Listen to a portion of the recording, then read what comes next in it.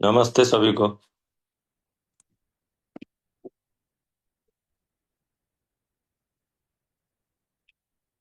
नमस्ते भैया, सभी को नमस्कार। नमस्ते भैया।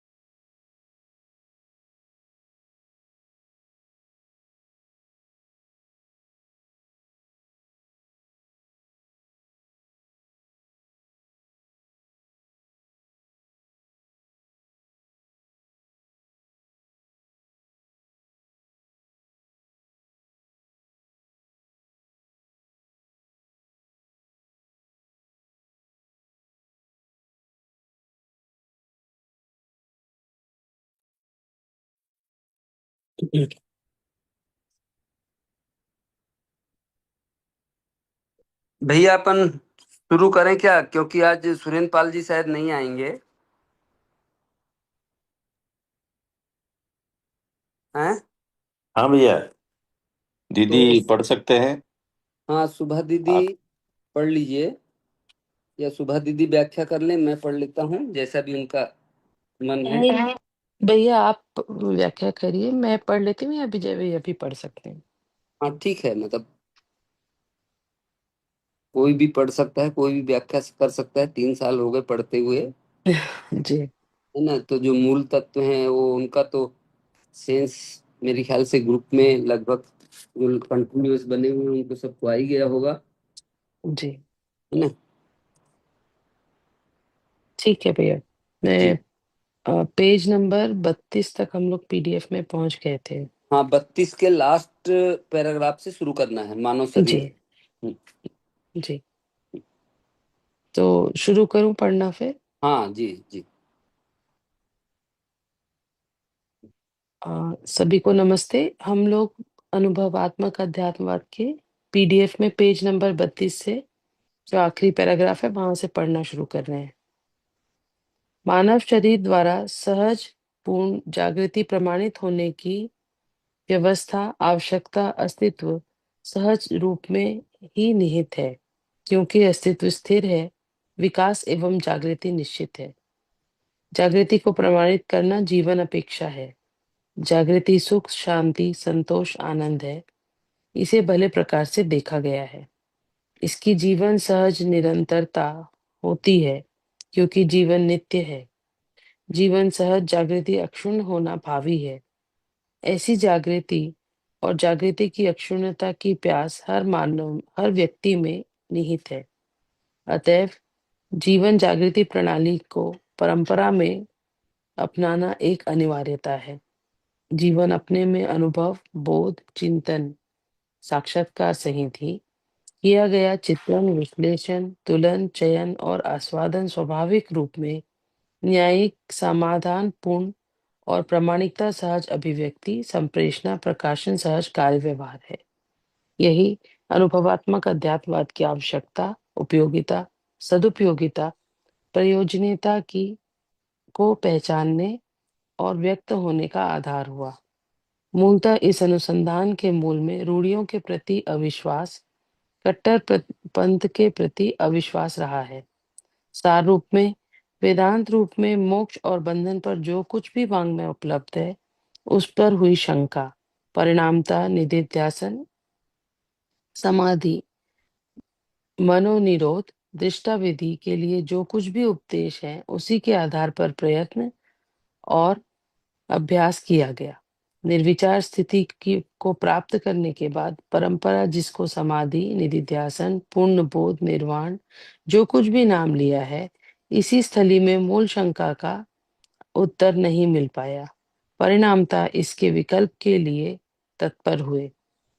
पूर्ववर्ती इशारों के अनुसार संयम का एक ध्वनि था। इस ध्वनि को संयम में तत्परता को बनाया गया। इस उस ध्वनि को संयम में तत्परता को बनाया गया। आकाश यानी शून्य में संयम किया। निर्विचार स्थिति में अस्तित्व स्वीकार बोध सहित सभी और वस्तु सब आकाश में समाई हुई वस्तु दिखती रही। इसीलिए आकाश में संयम करने की तत्परता बनी। कुछ समय के उपरांत ही अस्तित्व सहअस्तित्व के रूप में यथावत देखने को मिला। अस्तित्व में ही जीवन को देखा। अस्तित्व में अनुभूत होकर जागृत हुए। ऐसे अनुभव के पश्चात अस्तित्व सहज विधि से ही हर व्यक्ति अनुभव योग्य होना देखा गया। अनुभव करने वाले वस्तु को जीवन रूप में देखा गया।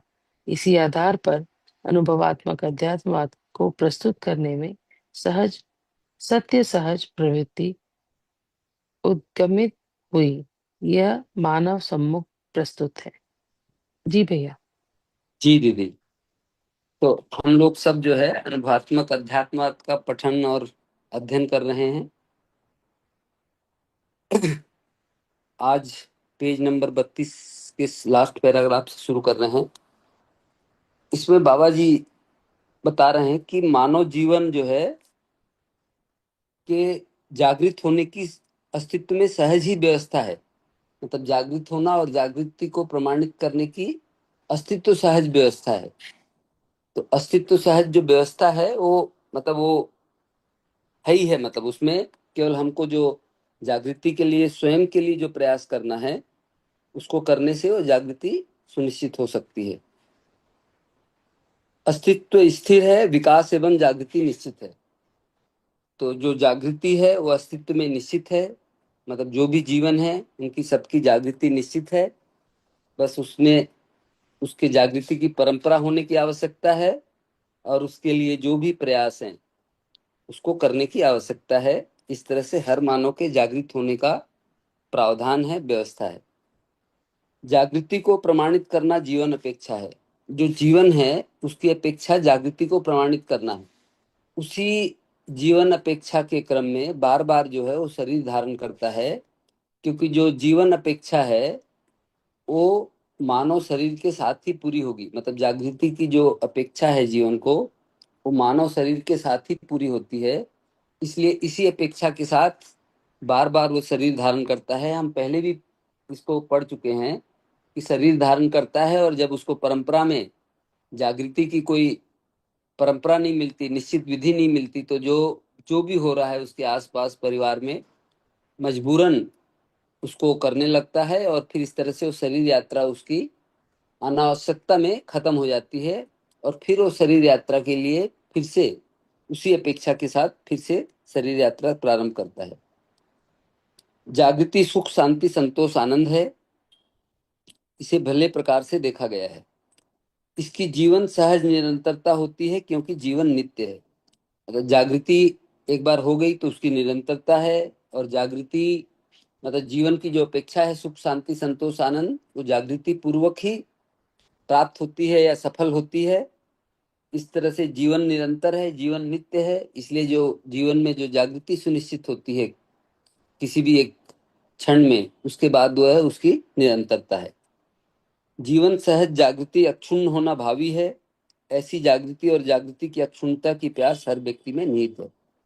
तो जीवन में जागृति की प्यास है और जीवन अक्षुण्ण है, इसलिए उसमें जो जागृति रूपी जो उपलब्धि हुई है, जो घटना हुई है, जिसको क्रिया पूर्णता आचरण पूर्णता बोल रहे हैं, उसकी अक्षुण्णता होना भी भावी है। मतलब वो एक बार हो गया तो उसकी अक्षुण्णता है।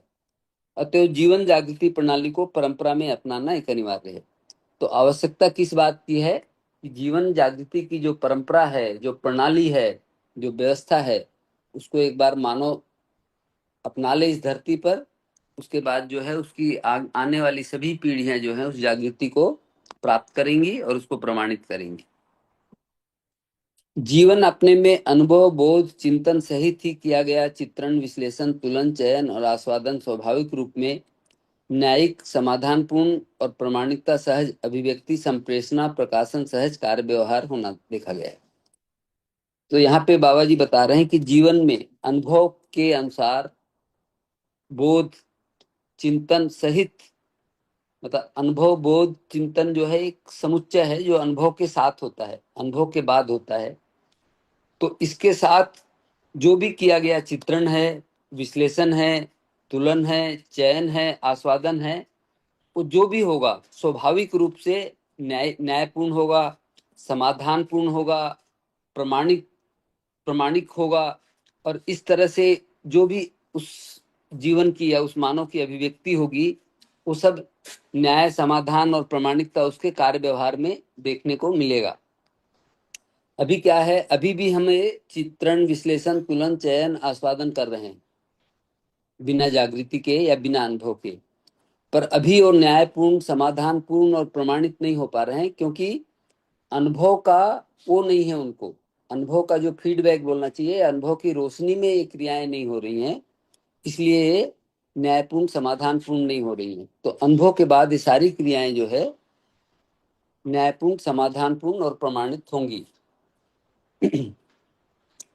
यही अनुभवात्मक अध्यात्मवाद की आवश्यकता, उपयोगिता, सदुपयोगिता और प्रयोजनीयता को पहचानने और व्यक्त होने का आधार हुआ। तो इस प्रकार जो है अनुभवात्मक अध्यात्मवाद की जो आवश्यकता है, जिसको बाबा जी लिखे हैं, जिसको हम पढ़ रहे हैं, उसकी उपयोगिता, सदुपयोगिता यही है, प्रयोजनीयता यही है कि हम मानव जो है अपनी जो जीवन अपेक्षा है, मतलब अनुभव या जागृति, उसको पहचाने, उसके अनुरूप अपना कार्य प्रणाली अभ्यास करें और अंत में अनुभव को प्राप्त हो, जिससे हमारा किया गया सारा चित्रण, विश्लेषण, तुलन जो है अनुभव के अनुरूप हो और न्यायपूर्ण, समाधानपूर्ण हो। मूलतः इस अनुसंधान के मूल में रूढ़ियों के प्रति अविश्वास, कंटरपति तो बाबा जी को यहाँ पे फिर से ध्यान आकर्षण कर रहे हैं कि इस अनुसंधान के मूल में बाबा जी का क्या उद्देश्य था, कि उनको जो रूढ़ियों के प्रति जो रूढ़ियां थी, उनने पूरे वेद वेदांत का जो भी अपने ग्रंथ हैं, प्राचीन काल से चले आ रहे हैं, उनका सबका विधिवत अध्ययन किया गुरु के साथ में। उसके बाद भी उनपे उनको शंका हुई, उनके कुछ आंसर नहीं मिले क्वेश्चन के, तो उसीलिए लिखा है रूढ़ियों के प्रति अविश्वास, कट्टरपंथ के प्रति अविश्वास रहा। सार रूप में, वेदांत रूप में, मोक्ष और बंधन पर जो भी वांग्मय है, इस पर शंका हुई। मतलब जो भी वांग्मय और वेदांत, वेद वेदांत हैं, उनको पढ़ने के बाद उनके मन में जो क्वेश्चन आए, है ना, कि मोक्ष क्या है, बंधन क्या है ना, ये ईश्वर क्या है, जीव क्या है, आत्मा क्या है, तो इस पर जो शंका हुई, उसका आंसर न तो वेद वेदांत में मिला, न जो वेद मूर्ति लोग हैं वो उनको दे पाए। परिणामतः इसके बाद अंततः जो है, ये सब होने के बाद, ये सब होने में उनको 5-7 साल लगा, बाबा जी को 7 साल। परिणामतः निधि ध्यासन, समाधि, निरोध, दिष्टा विधि के लिए जो कुछ भी उपदेश है, मतलब इन उपलब्धियों को प्राप्त करने के लिए वेद वेदांत में जो भी उपदेश हैं, उसी के आधार पर बाबा जी ने प्रयत्न और अभ्यास शुरू किया। उसके लिए उन्होंने अमरकंटक स्थली को चुना और अमरकंटक आए, वहां पे उनने ये प्रयास प्रारंभ किया।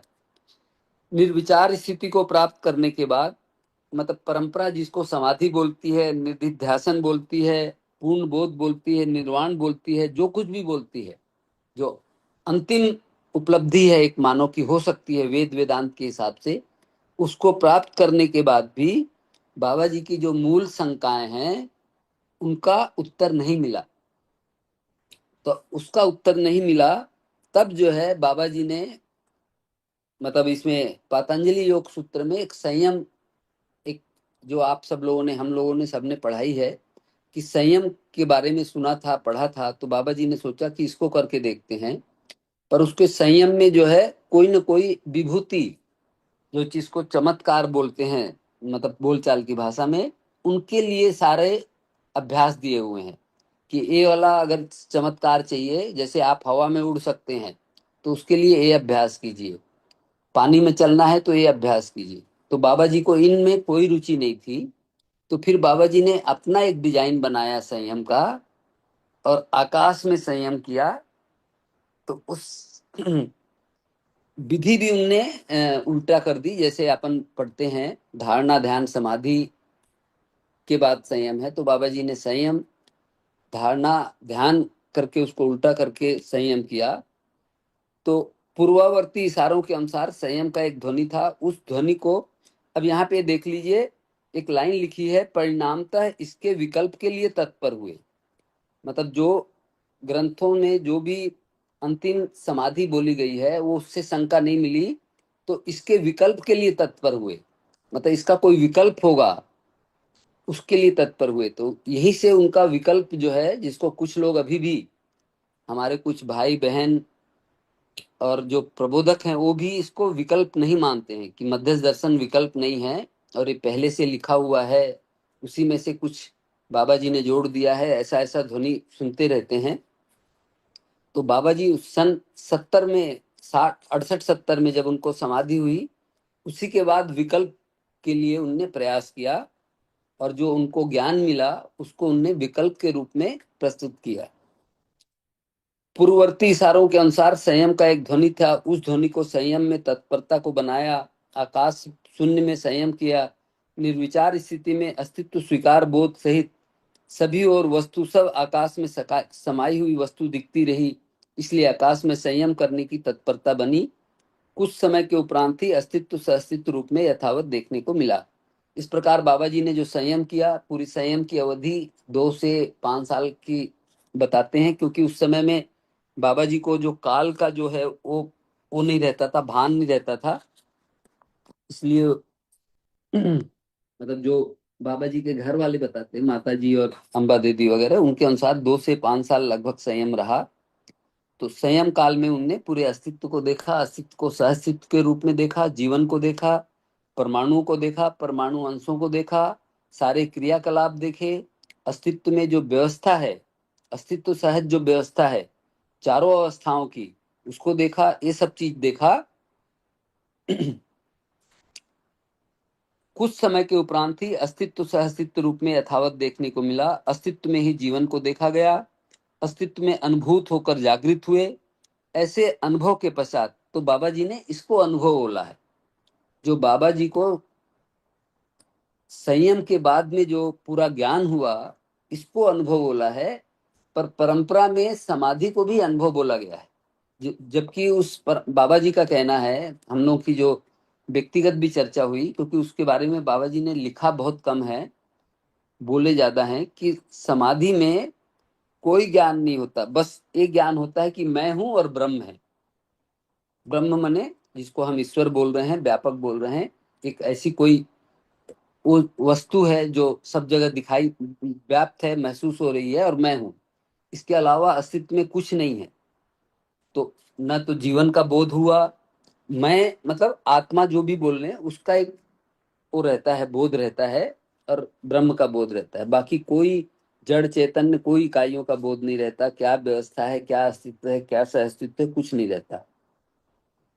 तो इस तरह से बाबा जी अनुभव बोल रहे हैं, संयम के बाद जो उनको घटना हुई उसको बोल रहे हैं। ऐसे अनुभव के पश्चात अस्तित्व सहज विधि से ही हर व्यक्ति अनुभव योग्य होना देखा गया, मतलब ये भी उनने अनुभव में ही देखा कि हर व्यक्ति अनुभव संपन्न हो सकता है। अनुभव करने वाली वस्तु को जीवन रूप में देखा गया, इसी आधार पर अनुभवात्मक अध्यात्मवाद को प्रस्तुत करने में सत्य सहज प्रवृत्ति उद्गमित हुई, यह मानव सम्मुख प्रस्तुत है। इस प्रकार इस आधार पर अनुभवात्मक अध्यात्मवाद को, मतलब सत्य सहज जो सत्य है अस्तित्व में, उसको प्रस्तुत करने की प्रवृत्ति हुई। उनको लगा जब ये हर मानव अनुभव संपन्न हो सकता है, तो इसको जो है लिखा जाए और लोगों को बताया जाए कि किस तरह से अनुभव संपन्न हुआ जा सकता है। यह मानव सम्मुख प्रस्तुत है। जी दीदी। जी भैया, बढ़िया। इसमें और एक भाग पर मेधावियों को जिज्ञासा हो सकता है। आप पूर्ववर्ती पद्धतियों के आधार पर अभ्यास विधि से पार पा गए, सबके लिए उन सभी विधियों को ओझिल क्यों कर रहे हैं? उन अभ्यास विधाओं के प्रति प्रस्ताव क्यों प्रस्तुत नहीं कर रहे हैं? उत्तर में अनुभव विधि से यही व्यवहार गम्य है। जागृति विधि से जागृत परंपरा विधि से मानवीय शिक्षा मानवीय व्यवस्था में प्रमाणित होना, इसके लिए आवश्यकीय व्यवहार कार्यों में पारंगत होना ही जागृत परंपरा होने का वैभव को देखा गया, समझा गया, प्रमाण के रूप में जीकर देखा गया। यह सटीक सिद्ध न हुआ या इसकी सटीकता सिद्ध हुई, अर्थात अनुभव परंपरा की सटीकता सिद्ध हुई। आवश्यकता सुदूर विगत से ही होना रहा। अतएव जिस अभ्यास, साधना, परंपरा में चलकर समाधि स्थली में पहुंचने के उपरांत भी, स्वांतः सुख में पहुंचने के उपरांत भी सर्वशुभता का मार्ग प्रशस्त नहीं हुआ, समाधि के लिए अथवा निर्विकार स्थिति के लिए, बोधपूर्ण होने के लिए, सत्य साक्षात्कार होने के लिए, आत्म साक्षात्कार होने के लिए, देव साक्षात्कार होने के लिए, संयोग से जागृत होने के लिए, अर्थात जागृत व्यक्ति को छूने से भी परंपरा अपने अपने ढंग से चल रहे हैं, उन सभी में प्रकारांतर से समाधि का ही लक्ष्य बताया गया है। इन सभी परंपरा के प्रति मेरी कृतज्ञता को अर्पित करते हुए, क्योंकि उनसे मुझे सहायता मिला है, सर्व शुभ मानव परंपरा में स्थापित होने का ज्ञान, दर्शन, आचरण, व्यवस्था, शिक्षा प्रवाह को स्थापित करना आवश्यक समझा गया। इसका कारण मध्यस्थ दर्शन अर्थात सहअस्तित्ववाद के अंगभूत अनुभवात्मक अध्यात्मवाद को प्रस्तुत करना एक आवश्यकता सदा सदा से ही रही है। यह अवसर हमें प्राप्त होने का श्रेय अथक प्रयास किया हुआ मानव परंपरा का ही देन है। इसलिए विगत को धन्यवाद। वर्तमान में प्रस्ताव एवं भविष्य के लिए सर्वशुभ योजना प्रस्तुत है। यहाँ यह भी स्मरणार्थ प्रस्तुत कर रहे हैं कि समाधि के उपरांत भी सर्वशुभवादी कार्यक्रमों, उसके मूल में विचार शैली, उसके मूल में दर्शन, इन सबके धारक वाहक का ज्ञान को उद्घाटित करना संभव नहीं हो पाता है। समाधि और समाधि पर्यंत मौन विधि साधना और सर्वाधिक मौन अवस्था को ही देखा गया है। समाधि और समाधि पर्यंत मौन विधि साधना और सर्वाधिक मौन अवस्था को ही देखा गया है, क्योंकि निर्विचार स्थिति में शरीर, देश और काल का भास नहीं रहता है। इसमें अवश्य ही स्वांतः सुख का आश्वासन पूरा होता है। उस स्थिति में यदि बोलना होता है बनता है, अर्थात 10 घंटा, 15 घंटा, 20 घंटा समाधि के बाद के उपरांत शरीर, देश, काल का बोध होने की स्थिति में बोलने पर यही लगता है जो कुछ भी रहस्यवादी वांग में लिखा गया है उसी को दोहराया जा सकता है और सर्वशुभ की कामना ही बन पाती है। समाधि के लिए एक व्यक्ति जितना साधना अभ्यास किया उतना सभी को करने की बात होती है। इसी के साथ यह भी देखा गया, समाधि हर व्यक्ति को एक ही शरीर यात्रा में सफल हो पाएगा या नहीं, इसे निश्चय करना संभव नहीं है। इस अनिश्चयता को का मूल कारण इस प्रकार पहचाना गया कि जीवन एक अनुस्यूत क्रिया है। आशा, विचार, इच्छा, रितंबरा, प्रमाण जैसी शक्तियां अनुभव पश्चात सदा सदा शरीर के माध्यम से अपने को प्रकाशित करता हुआ देखा गया है। मौन विधि साधना पूर्णतया जीवन विरोधी प्रणाली है। प्रकृति में जीवन कार्य क्रियाकलाप कभी समाप्त नहीं होती। जीवन नित्य है। शरीर जीवन प्रकाशन के लिए एक घटना के रूप में समीचीन रहता है। शरीर रचना के बारे में वंशानुक्रमीय विधि से गर्भाशय में रचित होना देखा गया। इसलिए शरीर में आकार, प्रकार, रंग, रूप में विभिन्नता होना देखा गया है। जीवन रचना में परमाणु में गठन पूर्णता समान होना देखा गया है। यहीं तक रुके भैया? हाँ जी दीदी। जी। अब आगे ये बोल रहे हैं बाबा जी कि कुछ लोगों को ये जिज्ञासा हो सकती है कि जिस विधि से चल के आपने समाधि संयम किया और ये ज्ञान प्राप्त किया, उसको बाकी लोगों को क्यों नहीं बता रहे हैं, है ना? उसको सभी विधियों को ओझल क्यों कर रहे हैं? उन अभ्यास विधाओं के प्रति प्रस्ताव क्यों प्रस्तुत, मानी उन्हीं अभ्यास को, जिस विधि से आपको साधना समाधि हुई, उसी विधि को आप भी क्यों उनकी विधियों को प्रस्तुत नहीं कर पा रहे हैं? बाबा जी बोल रहे हैं उत्तर में कि अनुभव विधि से यही व्यवहार गम्य है जागृति विधि से जागृत परंपरा विधि से मानवीय शिक्षा मानवीय व्यवस्था में प्रमाणित होना, इसके लिए आवश्यक कार्य व्यवहारों में पारंगत होना ही जागृत परंपरा का होना देखा। इसके पूरे जो लास्ट पैराग्राफ है उसमें भी बता रहे हैं कि समाधि पर्यंत और समाधि के बाद पूरा आदमी को मौन ही रहना है। वो मौन विधि ही है। मतलब एक जो समाधि के लिए जो बताया गया है, जो एक क्राइटेरिया है, उसमें भी ये है कि आदमी गृहस्थ नहीं हो सकता। तो एक कल्पना करें कि अगर पूरी धरती के सब लोग समाधि के लिए प्रयास करने लग गए, सब लोग मौन हो गए, सब लोग वो हो गए, तो मानव की परंपरा, जो मानव शरीर की परंपरा इस शरीर इस धरती पे वो खत्म हो जाएगी, है ना। मतलब एक एक जनरल वो है। पर जो अस्तित्व है, बाबा जी बोल रहे हैं कि अस्तित्व ऐसा नहीं है। अस्तित्व में मानव के मतलब जहां भी मानव, जिस धरती पे भी मानव का उद्भव हो गया है ना, वो वहां पे मानव की परंपरा होनी चाहिए। पर उसके लिए जागृत परंपरा होना जरूरी है, वो जागृति विधि जरूरी है। तो जागृत परंपरा विधि से मानवीय शिक्षा मानवीय व्यवस्था में प्रमाणित होना, इसके लिए जो आवश्यक कार्य व्यवहार हैं उसमें परंपरा को जागृत होना आवश्यक है।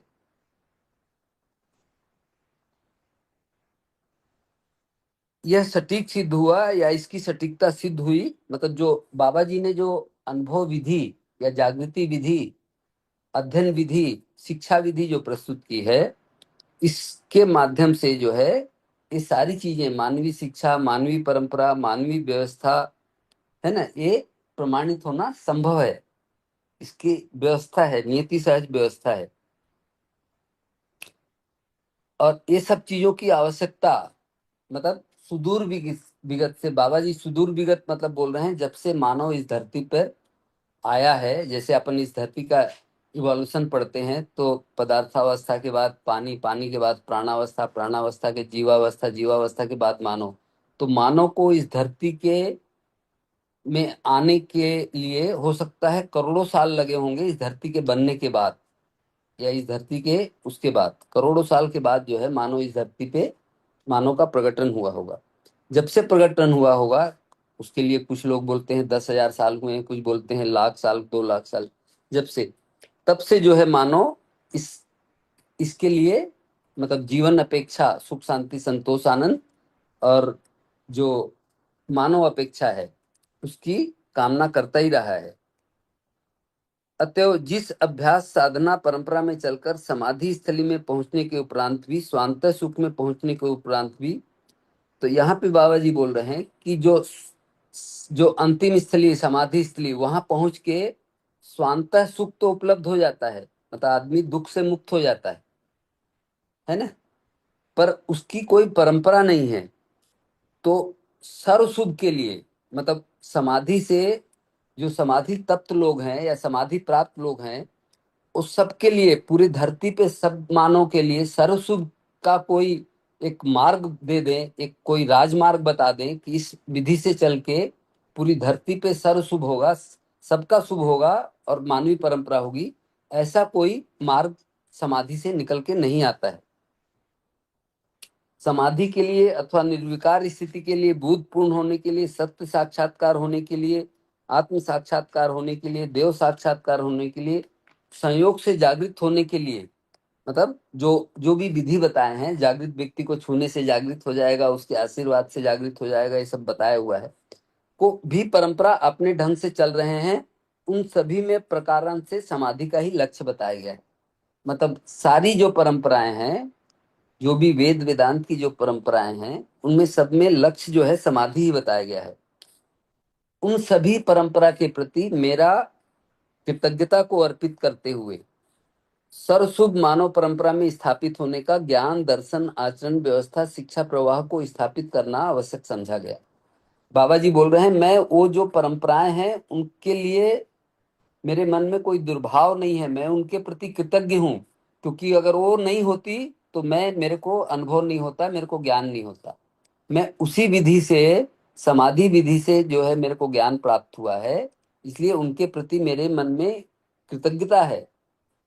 लेकिन मेरे मन में दूसरा एक और भाव है कि ये जो मेरे को प्राप्त हुआ है ये सबको प्राप्त हो, सबका कल्याण हो, सबका शुभ हो और सर्वशुभ मानव परंपरा इस धरती पे स्थापित हो, मानवीय आचरण व्यवस्था ये सब इस धरती पे स्थापित हो, इसकी आवश्यकता मेरे को लगी।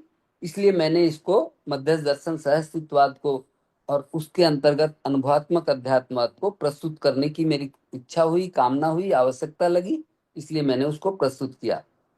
यह अवसर हमें प्राप्त होने का श्रेय अथक प्रयास किया हुआ मानव परंपरा का ही देन है। ये भी बोल रहे हैं कि ये जो मेरे को मिला ये मानव परंपरा में कितने प्रयास, कितने मतलब घोर प्रयास से मानव को समाधि की स्थिति प्राप्त हुई होगी, और उस समाधि के बारे में जो भी परंपरागत तरीके हैं उसको आदमी ने लिपिबद्ध किया होगा और उसको कई लोगों ने बचा के रखा और उसको कंटिन्यू करते रहे उस परंपरा की विधियों को लिख के और करके। तो ये कितना प्रयास किया होगा, ये मानव परंपरा की देन है। और बाबा जी ये भी बोलते हैं मानव के पूरी मानव जाति का पुण्य है कि जो मेरे को ये प्राप्त हुआ, मेरे अकेले प्रयास से प्राप्त नहीं हुआ है, मेरे से पहले जो लोगों ने प्रयास किए हैं, अथक प्रयास किए हैं, प्लस जितने भी मानव इस धरती पे हैं उनका जो पुण्य है वो सब मिलके उस संयोग से मेरे साथ घटित हो गया। बस इतना ही है, किसी और के साथ भी घटित हो सकता था, मेरे साथ घटित हो गया। इसमें केवल मेरा श्रेय है ऐसा नहीं है। तो ये मानव के अथक प्रयास और सबके पुण्य प्रताप से घटित हो गया। इसलिए विगत को धन्यवाद। वर्तमान में प्रस्ताव एवं भविष्य के लिए सर्वशुभ योजना प्रस्तुत है।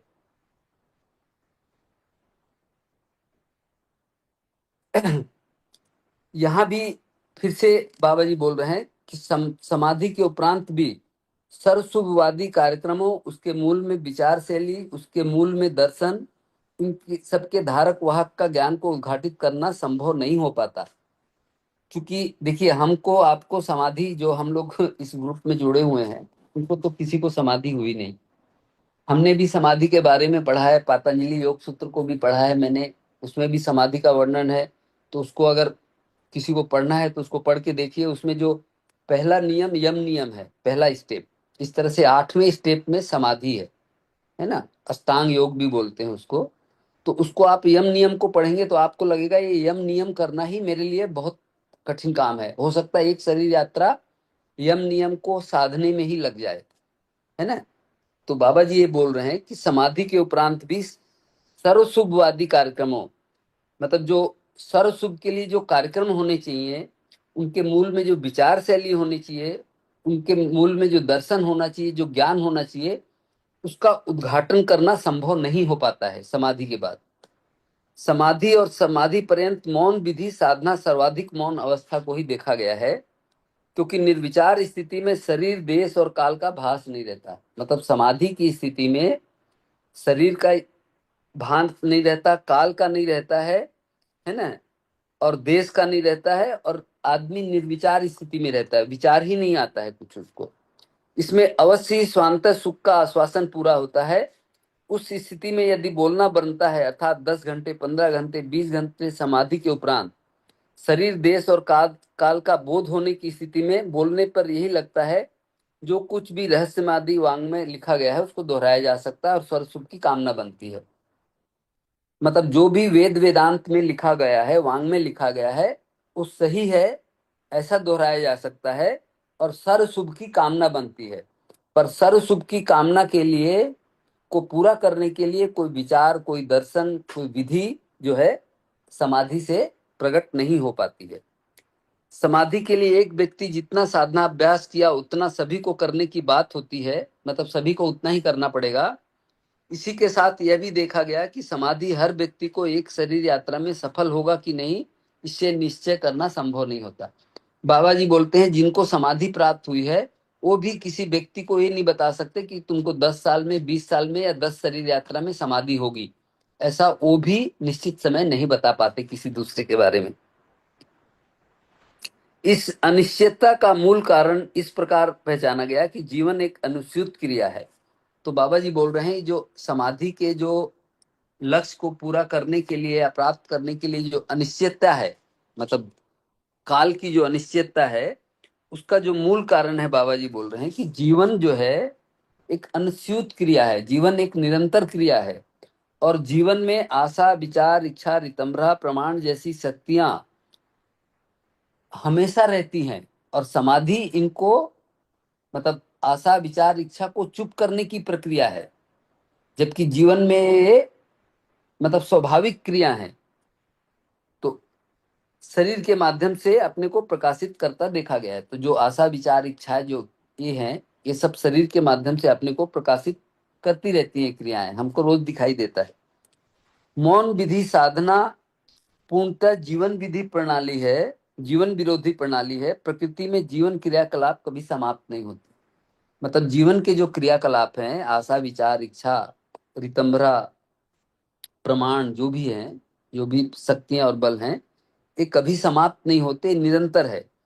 और मौन विधि जो है, इनको चुप कराने की विधि है, इनको शांत कराने की विधि है। इसलिए उसको जीवन विरोधी प्रणाली बाबा बोल रहे हैं। प्रकृति में जीवन क्रियाकलाप कभी समाप्त नहीं होते, जीवन नित्य है। शरीर जीवन प्रकाशन के लिए घटना के रूप में समीचीन रहता है। शरीर जो है जीवन को प्रकाशन करने के लिए ऐसी अस्तित्व में व्यवस्था है कि शरीर जो है बनते रहते हैं, उनके माध्यम से जीवन प्रकाशित होता है। शरीर रचना के बारे में वंशानुक्रमी विधि से गर्भाशय में रचित होना देखा गया है। इसलिए शरीर में आकार, प्रकार, रंग, रूप में विभिन्नता होना देखा गया है। जीवन रचना में परमाणु में गठन पूर्णतः समान होना देखा गया है। तो बाबा जी बता रहे हैं कि इस शरीर की रचना गर्भाशय में होती है। चूंकि गर्भाशय अलग अलग हैं, इसलिए उनमें आकार, रूप, रंग अलग अलग होते हैं। जीवन की रचना परमाणु में गठन पूर्णता पूर्वक है, इसलिए जीवन परमाणु जो है सब समान है। जी दीदी। जी भैया, बहुत सुंदर। सब पढ़ के लगता है कि भाग्य कितना अच्छा है जो अभी समझने पढ़ने मिल गया। हाँ, मतलब हम लोग की पीढ़ी या जो भी हमारे बाद वाली पीढ़ी है, उनके जी लिए एक राजमार्ग मिल गया है। अब उसमें हमारी कितनी क्षमता है, कितनी हमारी एक्चुअली जिज्ञासा है, और एक सूत्रता है, उसके आधार पे उपलब्धि है सबको अलग अलग। बिल्कुल। जीवन रचना समानता का तात्पर्य जीवन क्रियाकलाप के लिए जितने भी अंशों का परमाणु गठन में समाना आवश्यक रहता है, वह सब इसमें समाये रहने के फलस्वरूप जीवन रचना में समानता को विधिवत देखा गया है, समझा गया है। जीवन में होने वाली सामान्य क्रियाएं शक्ति और बल के रूप में अध्ययन से बोध और निश्चयन होती हैं। हर एक व्यक्ति अपने स्व जीवन क्रियाकलाप को अध्ययन पूर्वक बोध संपन्न हो जाते हैं। उसी क्षण में यह निश्चयन होती है कि जीवन क्रियाएं सभी जीवन में समान होना पाया जाता है। जीवन शक्ति और बल भी अपने में अक्षय होना, जीवन क्रिया और उसकी अक्षुण्णता समझ में आते ही उसकी अक्षुण्णता का बोध होता है, अवधारणा सुदृढ़ हो जाती है। इसी तथ्यवश जीवन शक्तियों और बलों की अक्षयता, इनको कितने भी उपयोग, सदुपयोग, प्रयोजनशीलता विधि से नियोजित करने के उपरांत भी जीवन शक्ति और बल यथावत रहना स्वयं में से के लिए अनुभूत होता है। अनुभूत होना ही जागृत होना है।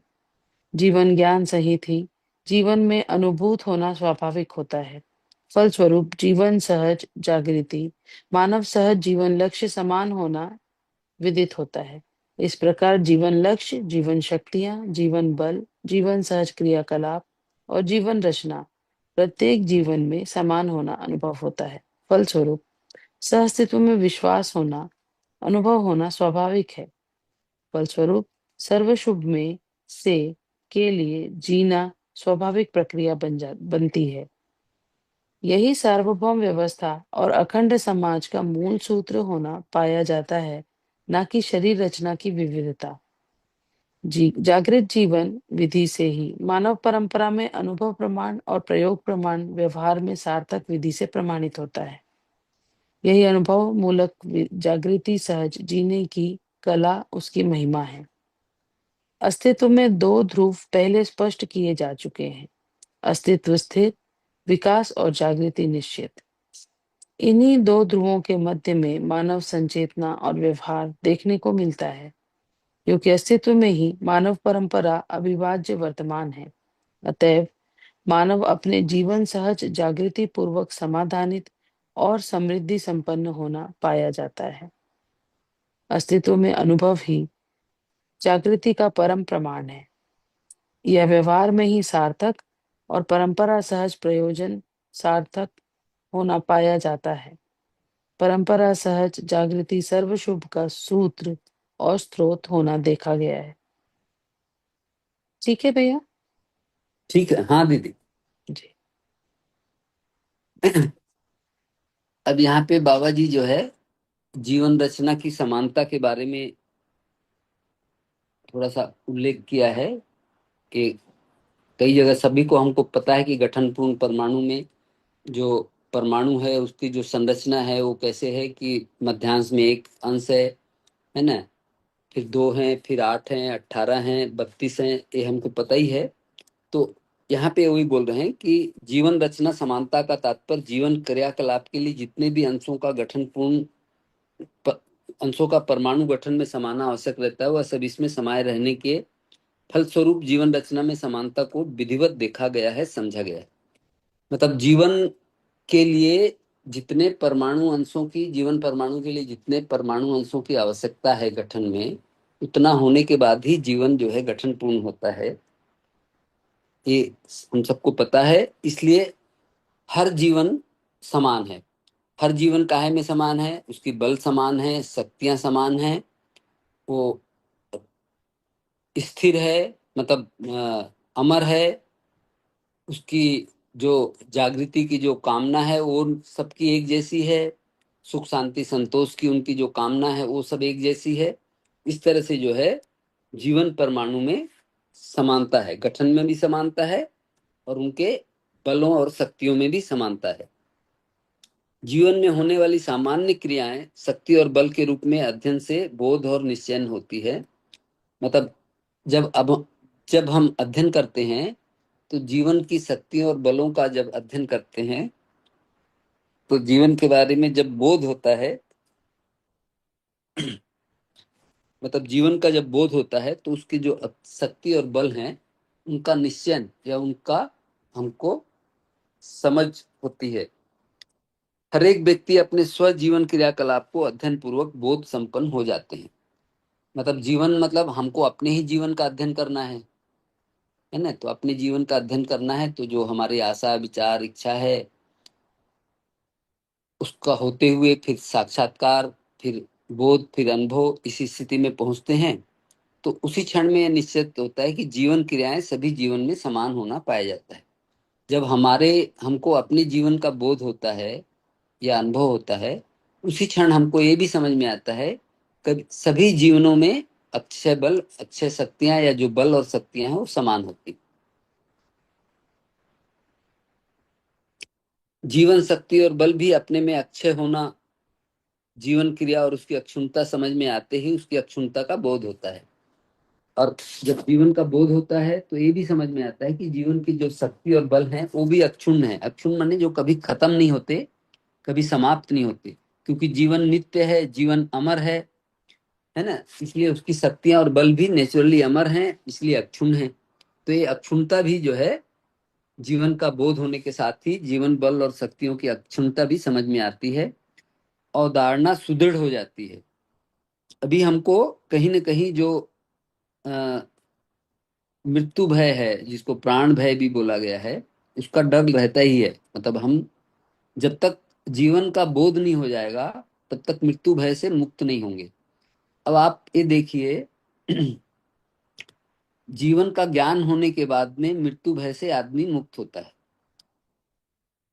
और परंपरा में ये कहा गया है कि जब तक आप मृत्यु भय से मुक्त नहीं होंगे तब तक आपकी साधना में प्रगाढ़ता नहीं होगी, है ना। तो ये ठीक है कि बाबा जी का कहना कि बोध होने के बाद में जीवन का बोध या जीवन का साक्षात्कार होने के बाद मृत्यु भय से, पर आप जब निरंतर अभ्यास करते हैं, इसका अध्ययन करते हैं, अभ्यास करते हैं, तो भी धीरे धीरे धीरे जो है जीवन के प्रति जितना विश्वास होते जाता है हमको कि हाँ मैं जीवन हूँ, जैसे जैसे उसकी प्रगाढ़ता होती है वैसे वैसे मृत्यु का जो भय है वो खत्म होने लगता है।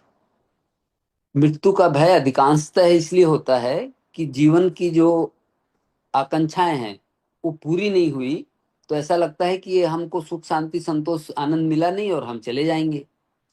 चले जाएंगे मतलब शरीर चला जाएगा, तो लगता है मैं चला जाऊंगा, तो इसलिए वो भय लगता है। तो जैसे ही हमको सुख शांति संतोष आनंद का साक्षात्कार होने लगता है, मूल्यों का साक्षात्कार होने लगता है, वैसे ही हमको मृत्यु भय से मुक्त होने लगते हैं। और बाबा जी अपने अपनी जीवन शरीर यात्रा के बारे में जब बताते थे, तो बाबा जी को मृत्यु भय बचपन से नहीं है।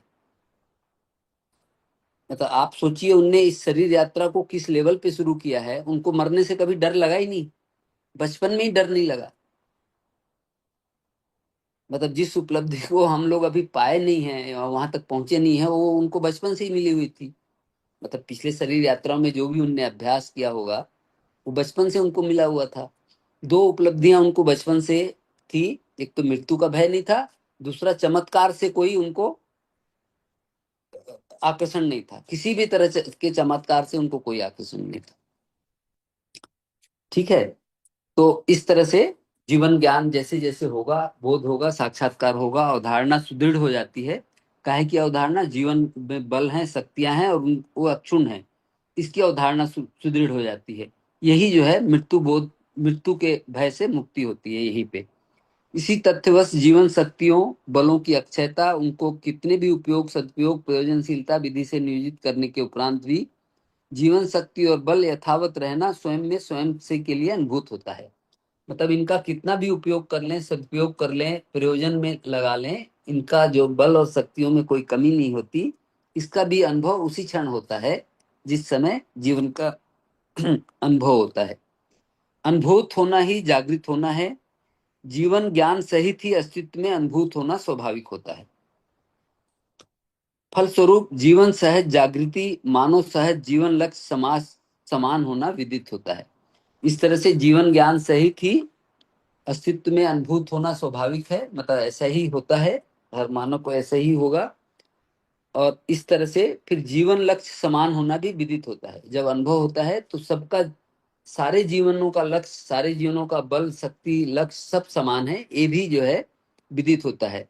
तो ये जो है बाबा जी को ये विदित हुआ अनुभव में कि सभी मानव का लक्ष्य समान है, सभी मानव में जो बल और शक्तियां समान हैं, इसीलिए जो मानव का जो लक्ष्य है, सभी मानव का लक्ष्य है, उसके लिए कार्यक्रम, उसके लिए अभ्यास विधि, उसके लिए दर्शन जो भी है वो बाबा जी ने करुणावश, मतलब मानव जाति के ऊपर जो उनको करुणा आई है ना, उस वश जो है इनने उसको प्रकटन किया है, जो हमारे लिए एक एसेट्स है। इस प्रकार जीवन लक्ष्य, जीवन शक्तियां, जीवन बल, जीवन सहज क्रियाकलाप और जीवन रचना प्रत्येक जीवन में समान होना अनुभव होता है। फलस्वरूप सह अस्तित्व में विश्वास होना अनुभव होना स्वाभाविक है। इसी के साथ जीवन में विश्वास, जीवन रचना में विश्वास, जीवन लक्ष्य इसमें विश्वास के साथ ही सह अस्तित्व में विश्वास होना होता है, क्योंकि सह अस्तित्व का अनुभव भी साथ साथ होता है। सह अस्तित्व में दो चीजें हैं, एक तो व्यापक में सारी इकाइयां डूबी भीगी गिरी हैं, और परमाणु के रूप में हर परमाणु जो है व्यापक में डूबे भीगे रहने के कारण बल संपन्न है और क्रिया संपन्न है।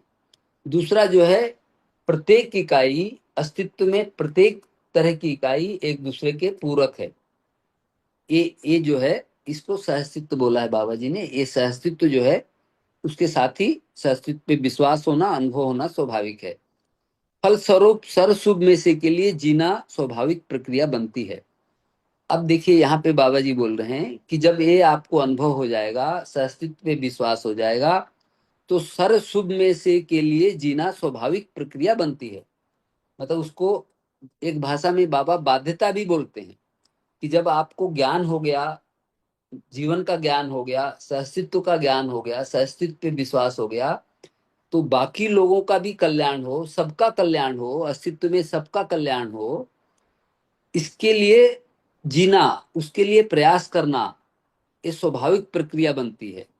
मतलब ये इसको, मतलब हमारे जो अनुभव के बाद में जो हमारा चिंतन होगा, चित्रण होगा, जो विश्लेषण होगा, उसमें स्वाभाविक रूप से बनेगा कि सबका शुभ हो, कल्याण हो, इसके लिए मेरे को प्रयास करना है, जीना है। यही सार्वभौम व्यवस्था और अखंड समाज का मूल सूत्र होना पाया जाता है, कि न कि शरीर रचना की विविधता। तो जब इस तरह का प्रक्रिया, स्वाभाविक प्रक्रिया बनती है, इच्छा बनती है, तो जो है सार्वभौम व्यवस्था, अब तब उसको ये भी समझ में आता है कि सर्वशुभ जो है सार्वभौम व्यवस्था और अखंड समाज से ही संभव है। इसलिए फिर सार्वभौम व्यवस्था और अखंड समाज का जो सूत्र है उसको प्रकट करता है, जीने में प्रमाणित करता है, और लोगों को संप्रेषित करता है, प्रकाशित करता है ना। तो मूल सूत्र ये है, न कि शरीर रचना की विविधता। यहाँ पे ये सिद्ध हो रहा है, बाबा जी सिद्ध कर रहे हैं। जागृत जीवन विधि से ही मानव परंपरा में अनुभव प्रमाण और प्रयोग प्रमाण व्यवहार में सार्थक विधि से प्रमाणित होता है। तो जागृत जीवन से ही मानव परंपरा में अनुभव प्रमाण, प्रयोग प्रमाण, व्यवहार प्रमाण में सार्थक विधि से प्रमाणित। तो जो जागृत जीवन है वही इस मानव परंपरा में अनुभव का, प्रयोग का, व्यवहार का सार्थक विधि प्रमाणित कर सकते हैं। सार्थक विधि मतलब जो सर्वशुभ के अर्थ में हो। जैसे बाबा जी जागृत हो गए, तो बाकी लोगों के लिए जो विधि है, प्रणाली है, उसको जो है जागृत व्यक्ति ही उसको वो कर सकता है, मतलब प्रेषित कर सकता है, स्थापित कर सकता है। जो अनुभव संपन्न नहीं है, वो जो भी इस तरह का विधि प्रस्तुत करने की कोशिश करेगा, उसमें कहीं ना कहीं गलती होगी, जो आगे जाके दिक्कत करेगा। यही अनुभव मूलक जागृति सहज जीने की कला, उसकी महिमा है।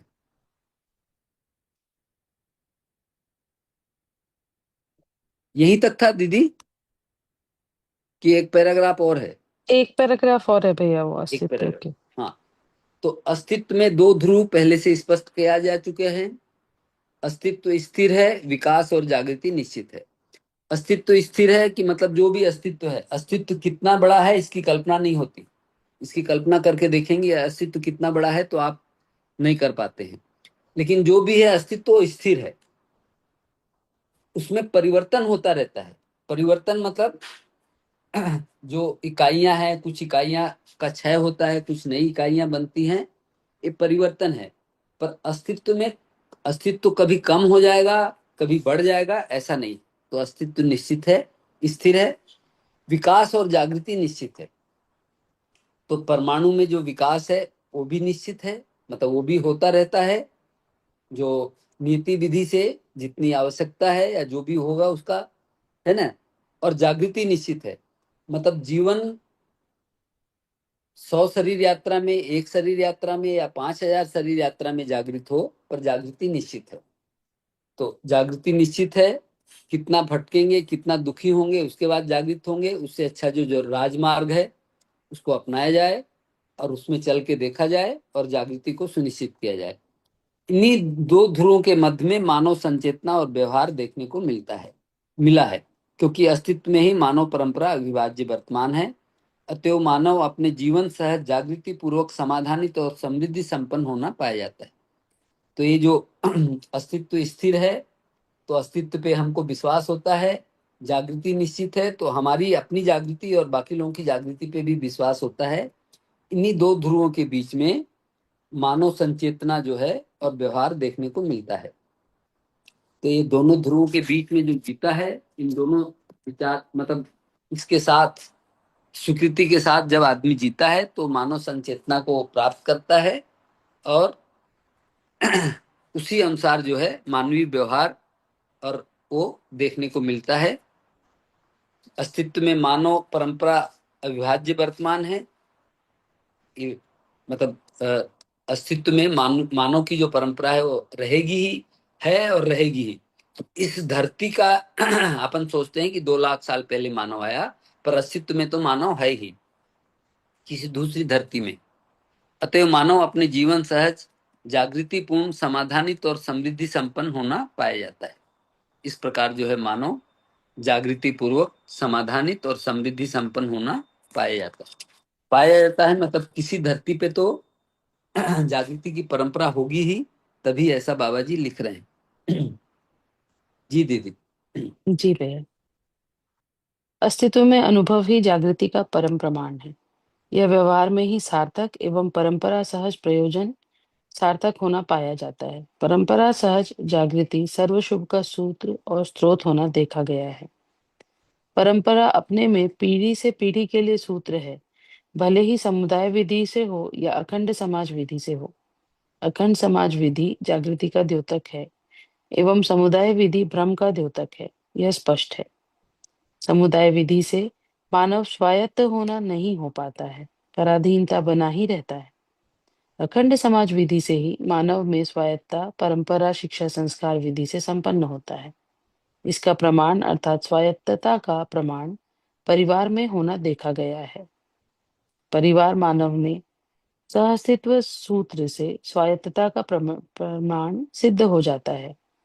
यह प्रचलित होने के लिए परंपरा की आवश्यकता है। दूसरे भाषा से सर्वशुभ होने के लिए अथवा लोकव्यापीकरण होने के लिए परंपरा की आवश्यकता है। परंपराएं अस्तित्व सहज हैं। अस्तित्व स्वयं सहअस्तित्व होना ही परंपरा का नित्य सूत्र है। सहअस्तित्व स्वयं नित्य विकास और परंपरा है। इस प्रकार देखा गया है कि परमाणुओं में अपनी प्रजाति की परंपरा है। परमाणु में परमाणु अंशों की संख्या रचना विधि सहजता सहित प्रकाशमान है। अनेक परमाणु का सहअस्तित्व में अणु रचना, उसमें निहित परमाणु संख्या और परमाणुओं में अंशों के संख्या में दूसरे प्रजाति सहित अणु प्रजातियां परंपरा के रूप में होना स्पष्ट है। अणु रचित रचनाओं में अनेक अणु प्रजाति और अणुओं का अनुपात के आधार पर ही रासायनिक भौतिक रचनाएं संपन्न होते हुए देखने को मिलता है। इसी क्रम में पदार्थ अवस्था प्राणावस्था जड़ प्रकृति के रूप में, जीवावस्था ज्ञान अवस्था चैतन्य प्रकृति के रूप में सहअस्तित्व सहज विधि से प्रकाशित है। चैतन्य प्रकृति में जीवन और शरीर का सहअस्तित्व होना देखा जाता है।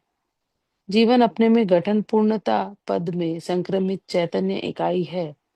यही चैतन्य प्रकृति है। जीवन सहित शरीर परंपरा ही, दूसरे भाषा में जीवन से जीवंत शरीर परंपरा ही जड़ चैतन्य प्रकृति के संयुक्त रूप में गण्य होना पाया जाता है। अस्तित्व में सहअस्तित्व नित्य प्रभावी होने के कारण जड़ चैतन्य प्रकृति का सहअस्तित्व होना सहज है। जीवन सहज वांछा यानी आशा विचार इच्छा के रूप में देखने को मिलता है। जीने की आशा जीवन में ऐश्वर्य होने के कारण, अपना महिमा होने के कारण सहअस्तित्व में ही जीने का प्रमाण प्रस्तुत करना ही चैतन्य प्रकृति का कार्यकलाप होना देखा जाता है गया है। सहअस्तित्व में अनुभव ही परम सत्य प्रकाशन है और अस्तित्व ही सहअस्तित्व है। फलस्वरूप परस्परता पहचान निर्वाह सहज विधि है। इसी क्रम में चैतन्य प्रकृति भी अस्तित्व सहज है। परमाणु रचना कार्य और परमाणु भी सहअस्तित्व सहज है, क्योंकि हर परमाणु में एक से अधिक परमाणु अंशों का होना पाया जाता है। यह परमाणु अंश ही स्वयं स्फूर्त विधि से परमाणु गठन और निश्चित कार्य को प्रकाशित करते हैं। एक दूसरे के साथ परमाणु अंश भी निश्चित कार्य करने के लिए तत्पर रहते हैं। मानव का हस्तक्षेप विहीन स्थिति में इनमें कोई बाधाएं होती नहीं है। परमाणु में अंशों का आदान प्रदान क्रिया जो संपन्न होता है, वह भी सहअस्तित्व विधि सूत्र के अनुसार है। सहअस्तित्व ही स्वयं स्फूर्त प्रकटन व्यवस्था होना, उक्त प्रकार से संपूर्ण प्रकृति का मूल रूप साम्य ऊर्जा संपन्न परमाणु के रूप में व्यवस्था और व्यवस्था का स्रोत दिखाई पड़ता है। ऐसे स्वयं स्फूर्त परमाणु अंश व्यवस्था के रूप में व्यक्त होने में तत्परता सहित हर परमाणु रचना गठन क्रिया संपादित होते हुए देखने को मिलता है। इसी क्रिया के आधार पर श्रम गति परिणाम प्रकाशित है। अतः इन्हीं की तृप्ति क्रम में तृप्ति के अर्थ में विकास और जागृति प्रकाशित है और अभिव्यक्त है। जी भैया। जी दीदी।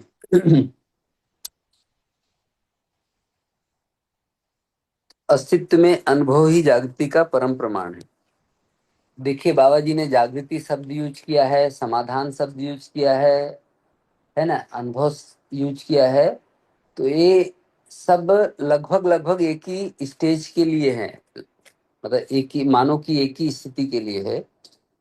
बिना अनुभव संपन्न हुए जागृत नहीं हो सकता, और बिना समाधान संपन्न हुए भी अनुभव और जागृत नहीं हो सकता, और बिना अनुभव हुए भी समाधान नहीं हो सकता। एक्चुअली जो अध्ययन विधि है उसमें पहले आप समाधानित होते हो। समाधानित मत होते हो मतलब जो अस्तित्व सहज जो भी वास्तविकता है उनको स्वीकारते हो, जिसको मानना बोल रहे हैं। फिर उनको उन स्वीकृतियों के साथ में, उन मान्यताओं के साथ में, उस समाधान के साथ में जो आपके विचार हैं, आपके कार्य हैं, आपके व्यवहार हैं, उसमें उससे अलाइन हो जाते हैं, उसके अनुरूप होने लगते हैं। तो धीरे धीरे हमारी जागृति की जो स्थिति है वो आगे बढ़ती है ना। विचार उसके अनुरूप हो जाएंगे, हमारी इच्छाएं उसके अनुरूप हो जाएंगी। उसके अलावा कोई अनावश्यक इच्छा, अनावश्यक विचार नहीं होगा, है ना। इस तरह करते करते करते धीरे धीरे फिर हमको जो अस्तित्व है उसका साक्षात्कार होने लगता है। साक्षात्कार जो स्थिति है हम सब पढ़े ही हैं, हमको पता ही है कि जब वस्तु जो है वास्तविक रूप में हमको समझ में आने लगती है। अभी उसका नाम और उसकी कल्पना है हमारे पास। कोई भी वस्तु है, जीवन है, जीवन इस तरह से है, उसकी एक कल्पना है।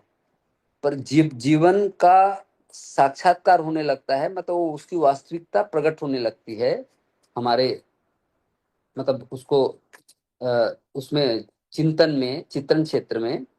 तो इस तरह की स्थिति, तो इसीलिए मतलब ये तीनों शब्द जो है एक ही, अल्टीमेटली एक ही स्थिति को बोलते हैं। तो अस्तित्व में अनुभव ही जागृति का परम प्रमाण है। मतलब अनुभव संपन्न होने के बाद ही कोई भी मानव ये बोल सकता है कि मैं जागृत हो गया, और उसके प्रमाण के रूप में उसका जो आचरण है, उसका जो कार्य व्यवहार है, और उसकी बाकी मानवों के साथ और बाकी जो अस्तित्व में जो इकाइयां हैं उनके साथ उसका जो कार्य प्रणाली है, उससे पता चलता है कि हाँ ये मानव जागृत हो गया।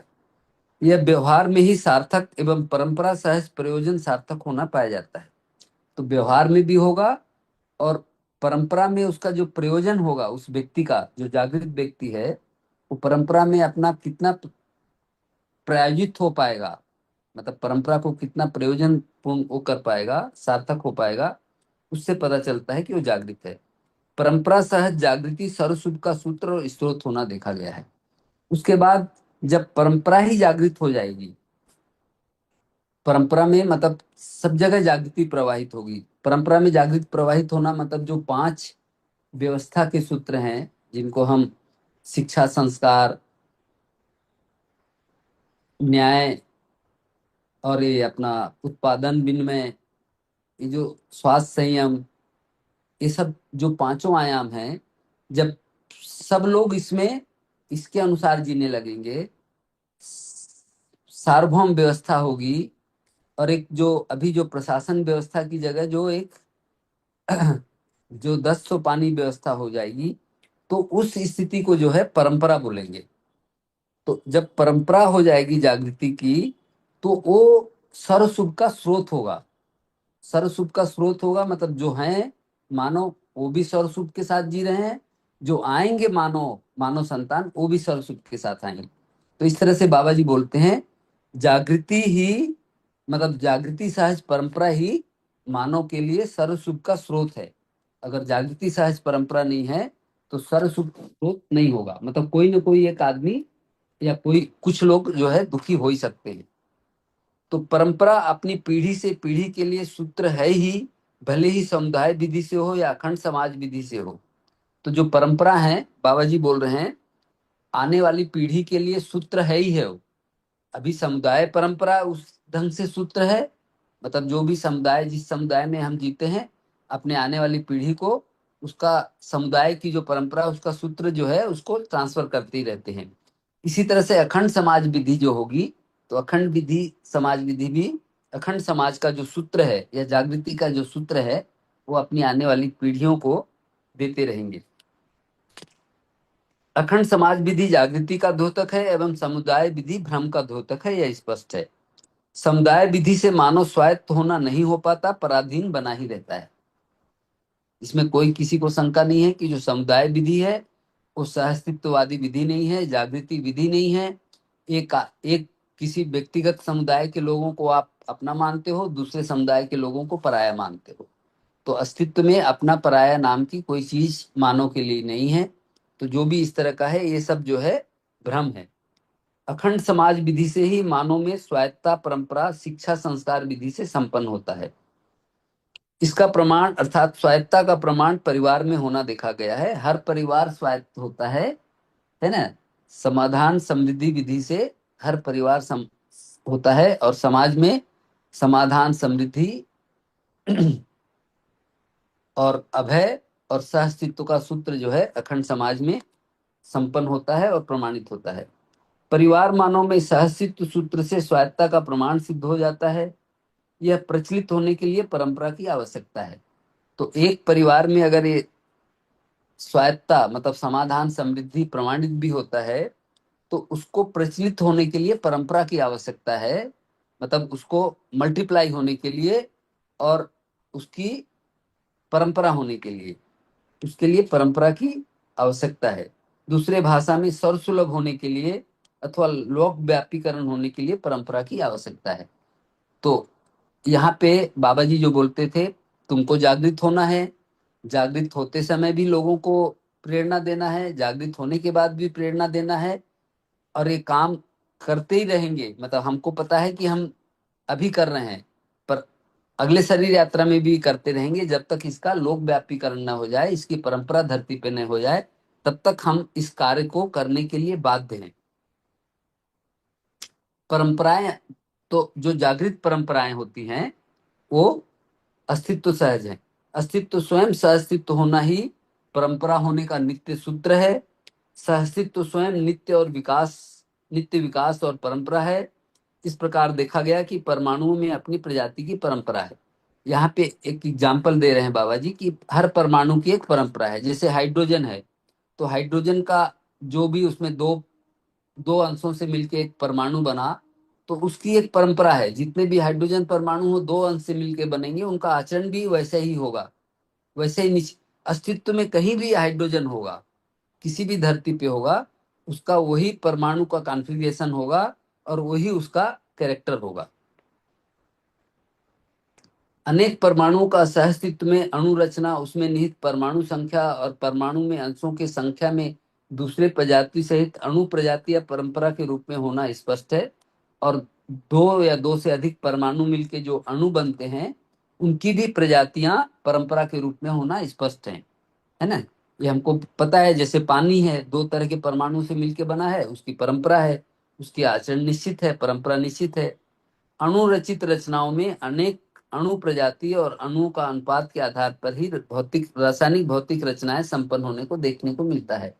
तो अणु रचना ही, अणु परमाणु अणु बनाते हैं और अणु से ही अणु रचना होना स्पष्ट है। मतलब जितना हमको दिखाई देता है अस्तित्व में जो जड़ अवस्थाएं जो हैं वो सब जो है अणुओं से रचित रचनाएं ही हैं। इसी क्रम में पदार्थावस्था, प्राणावस्था जड़ प्रकृति के रूप में, जीवावस्था और ज्ञानावस्था चेतन प्रकृति के रूप में सहअस्तित्व सहज विधि से प्रकाशित हैं। चैतन्य प्रकृति में जीवन और शरीर का सहअस्तित्व होना देखा जाता है। जीवन अपने में गठन पूर्णता पद में संक्रमित चैतन्य इकाई है, यही चैतन्य प्रकृति है।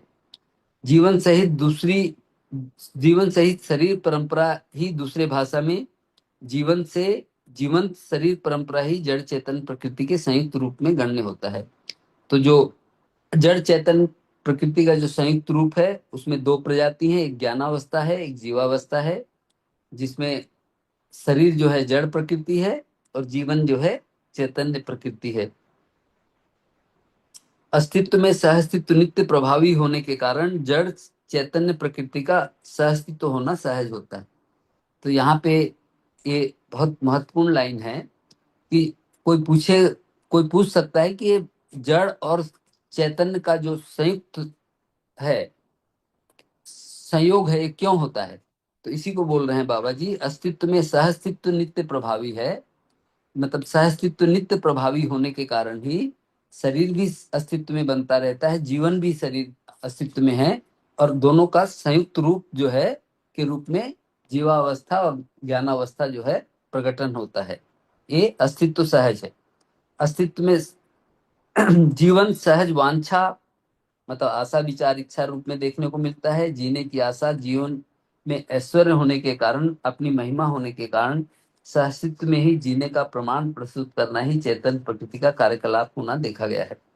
तो जो जीवन में जो वांछा है, मतलब आशा विचार इच्छा के रूप में जीवन की जो क्रियाएं हैं वो हमको देखने को मिलती है। जीने की आशा अस्तित्व सहज है, क्योंकि जीवन जो है कभी मरता नहीं है, अमर है, इसलिए उसमें जीवन जीने की आशा निरंतर बनी ही रहती है। उसका ऐश्वर्य है, उसकी महिमा है, और इसी महिमा के कारण अस्तित्व में सहअस्तित्व में जीने का प्रमाण प्रस्तुत करना ही चैतन्य प्रकृति का क्रियाकलाप है। मतलब जीवन अपने जीने का प्रमाण प्रस्तुत करने के कारण ही मानव शरीर को धारण करता है और जीने के क्रियाकलाप को प्रमाणित करता रहता है। उसके जीने की जो आशा है उसी के फलस्वरूप जो है मानव शरीर को धारण करके और अपने जो जीवन के क्रियाकलाप हैं उनको प्रमाणित करता रहता है, प्रस्तुत करता रहता है। सहअस्तित्व में अनुभव ही परम प्रकाशन है और अस्तित्व ही सहअस्तित्व है। तो जो अस्तित्व तो प्रकाशित है, लेकिन अस्तित्व में जो परम प्रकाशन है, अस्तित्व में जो परम घटना है, वो किसी भी जीवन में अनुभव है। फलस्वरूप परस्परता पहचान निर्वाह विधि है। इसी क्रम में चैतन्य प्रकृति भी अस्तित्व सहज है। तो जो अस्तित्व में सहअस्तित्व है, उसके फलस्वरूप परस्परता में पहचान और निर्वाह विधि है। जो अस्तित्व का जो मूल नेचर है, सहअस्तित्व है, उसी के फलस्वरूप अस्तित्व में इकाइयां एक दूसरे को पहचानती हैं और निर्वाह करती है। मतलब उस इकाई का अन्य इकाइयों के साथ में पहचानना और निर्वाह करना जो है, ये सहअस्तित्व के प्रभाव के कारण ही अस्तित्व में होता है। इसी क्रम में चैतन्य प्रकृति भी अस्तित्व सहज है। परमाणु रचना कार्य और परिणाम भी सहअस्तित्व सहज है, क्योंकि मतलब जो परमाणु अंश हैं एक दूसरे को पहचानते हैं, एक दूसरे को पहचान के जो निर्वाह करते हैं, उस निर्वाह करने के क्रम में ही वो विभिन्न तरह के परमाणु रचना बनाते हैं। क्योंकि हर परमाणु में एक से अधिक परमाणु अंशों का होना पाया जाता है। यह परमाणु अंश ही स्वस्फूर्त विधि से परमाणु गठन और निश्चित कार्य को प्रकाशित करते हैं। तो परमाणु अंश जो है आपस में मिलके परमाणु बनाते हैं। इसमें किसी, बाबा जी बोलते हैं ना, किसी मानव का कोई योगदान नहीं है, ये अस्तित्व सहज है, क्योंकि अस्तित्व में पहचानना निर्वाह करना हो ही है। इसी कारण से परमाणु का गठन भी अस्तित्व सहज है। एक दूसरे के साथ परमाणु अंश भी निश्चित कार्य करने के लिए तत्पर रहते हैं। मानव का हस्तक्षेप विहीन स्थिति में इनमें कोई बाधा होती ही नहीं है। तो बाबा बोल रहे हैं कि जो परमाणु की रचना है, उसमें परमाणु अंशों का जो क्रियाकलाप है एक दूसरे को पहचान के निर्वाह करने का, वो निरंतर एक जैसा ही होता है। उसका आचरण निश्चित है, जब तक परमाणु मानव जो है उसमें बाधा न करे, हस्तक्षेप न करे। परमाणु में अंशों का आदान प्रदान क्रिया जो संपन्न होता है वह भी सहअस्तित्व विधि सूत्र के अनुसार है। मतलब एक परमाणु से कोई अंश निकल के दूसरे परमाणु में जाता है, जिसको आदान प्रदान बोल रहे हैं, ये भी सहअस्तित्व विधि से है। सहअस्तित्व ही स्वयं स्फूर्त प्रकटन व्यवस्था होना, उक्त प्रकार से संपूर्ण प्रकृति का मूल रूप साम्य ऊर्जा संपन्न परमाणु के रूप में व्यवस्था और व्यवस्था का स्रोत दिखाई पड़ता है। इस तरह से बाबा जी बोलते हैं कि जो अस्तित्व है सहअस्तित्व रूप में है, और सहअस्तित्व में जो प्रकटन है उसमें परमाणु से लेके और अनुभव तक का जो है प्रकटन स्वयमेव है। मतलब अनुभव प्रयास से है पर प्रकटन है। ऐसे स्वस्फूर्त परमाणु अंश व्यवस्था के रूप में व्यक्त होने में तत्परता सहित हर परमाणु रचना गठन क्रिया संपादित होते हुए देखने को मिलता है। मतलब परमाणु अंशों में व्यवस्था में होने की स्वयं स्फूर्त उनमें व्यवस्था है। परमाणु अंश स्वयं स्फूर्त रूप में एक व्यवस्था में भागीदारी करना चाहते हैं। ये सब सह अस्तित्व सहज, मतलब उनमें जो क्रियाशीलता है या उनमें जो बल है, चुंबकीय बल है, उसके फलस्वरूप होता है। और अपनी गठन क्रिया को संपादित करते हुए परमाणु अंश देखने को मिलते हैं। इसी क्रिया के आधार पर श्रम गति परिणाम प्रकाशित है। अतएव इन्हीं की तृप्ति क्रम में, तृप्ति के अर्थ में विकास क्रम, विकास और जागृति प्रकाशित और अभिव्यक्त है। तो इस तरह से जो परमाणु में अंशों की गठन में जो प्रवृत्ति है, उनमें जो व्यवस्था में होने की प्रवृत्ति है, और उसके आधार पे परमाणु है, और फिर परमाणु में विकास है, विकास पूर्वक चैतन्य परमाणु है। ये सब जो है श्रम गति और परिणाम, मतलब इन्हीं से श्रम और गति परिणाम प्रकाशित हो रहा है। श्रम गति परिणाम जो है अस्तित्व में मूल सिद्धांत है। और ये सब जो है, जो अभी व्याख्या की है बाबा जी ने, उसके आधार पे श्रम गति परिणाम प्रकाशित हो रहा है। और तृप्ति क्रम में, मतलब परमाणु तृप्त होना चाहता है, तृप्ति क्रम में ही उसमें विकास है, मतलब गठन पूर्णता है। और फिर गठन पूर्णता होने के बाद में तृप्ति क्रम में ही अनुभव के लिए प्यास है, जागृति के लिए प्यास है, और उस क्रम में ही मानव जो है जागृति को प्रकाशित और अभिव्यक्त करता है। जी दीदी। जी भैया, टाइम भी हो गया है तो आज यहाँ तक रोक लेते हैं। हाँ हाँ, टाइम ज्यादा भी हो गया। हाँ जी। और काफी लोग जुड़े हैं जो अब इस पर अपना रखना चाहें। योगेश भैया हैं, दीदी हैं, विजय बल भैया हैं, तो जो भी इस पर अपना शेयरिंग रखना चाहे रख सकते हैं।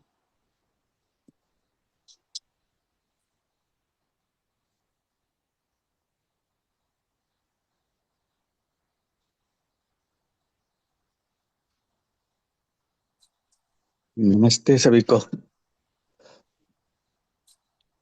नमस्ते नमस्ते भैया। भैया, नमस्ते। ये अध्याय बहुत बढ़िया है भैया, मैंने कई बार पढ़ा। जो समानता, स्थिरता, समानता का आधार जो स्थिरता और निश्चितता को बताया गया, उसके बाद जो 12 बिंदुओं के बारे में बाबा जी ने बताया, निश्चितता और स्थिरता का आधार जो उन्होंने बताया, फिर उसमें जागृति, निश्चित और स्थिर स्थिति, स्थिर जो स्थिर और जागृति निश्चितता का जो उन्होंने विवरण दिया। फिर सघन क्रम के बारे में जो हम समझते हैं, इसमें एक परमाणु जो में संभावना है, जो ये पूरी सृष्टि के रूप में व्यक्त हो रही है, और मानव में जागृति क्रम, जागृति और आचरण पूर्णता तक, फिर पांचों स्थितियों के बारे में बड़ा अच्छा, बहुत कई बार पढ़ा, तो इनको मैं थोड़ा इस तरह से बिठा पाया अपने में, उसी को मैं बता रहा हूँ जो आपने आज विवरण दिया उसके आधार पर। तो पांचों स्थिति और वो जो समाज, अंतरराष्ट्र, परिवार, समाज, स्वयं परिवार, समाज, अंतरराष्ट्र समाज के आधार पर जो संभावना है, अखंड समाज और सार्वभौम व्यवस्था जो है, बनी हुई है, जो बनती है, उसके आधार पर जब हमारा जीना होता है, तो उसमें दिखाई देता है मानव परंपरा के रूप में। तो ये सारी चीजें अपने अनुभव में आती है, शास्त्रीय परम सत्य और अनुभव परम प्रमाण के रूप, अनुभव ही परम सत्य है, उसको समझते हैं। उसके आधार पर जब हमारी क्रियाएं निश्चित होती हैं, और जब वो जीना हमारा परिवार और ऊंच परिस्थितियों में होता है, वो मानवीय परंपरा में क्षुणता के रूप में दिखाई देता है। तो वो तो है। सृष्टि को तुमने बताया, वो तो निश्चित ही है। उसमें तो जो रचनाएं विरचनाएं हैं, वो जो हो रही है, वो उसी के अर्थ में है। मानव को, मानवीय जो दृष्टापद पर है, उसी का उनको देखना, उसी में उसी को समझना और उसी को आगे करना बाकी है। क्योंकि शास्त्रित ने व्यक्ति का प्रकटन ही शास्त्रित के रूप में हुआ है, मानव का प्रकटन शास्त्रित का प्रतिरूप माना हुआ है उस रूप में। एक बहुत अच्छा अध्याय है, उसको आगे देखा जाए तो। बस इतना सा कहना था भैया, बहुत बहुत धन्यवाद। ठीक है। बहुत बढ़िया भैया।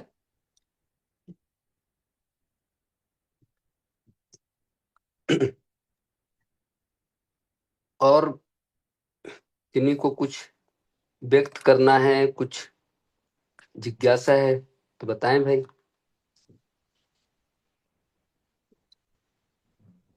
जी भैया, सबको नमस्ते।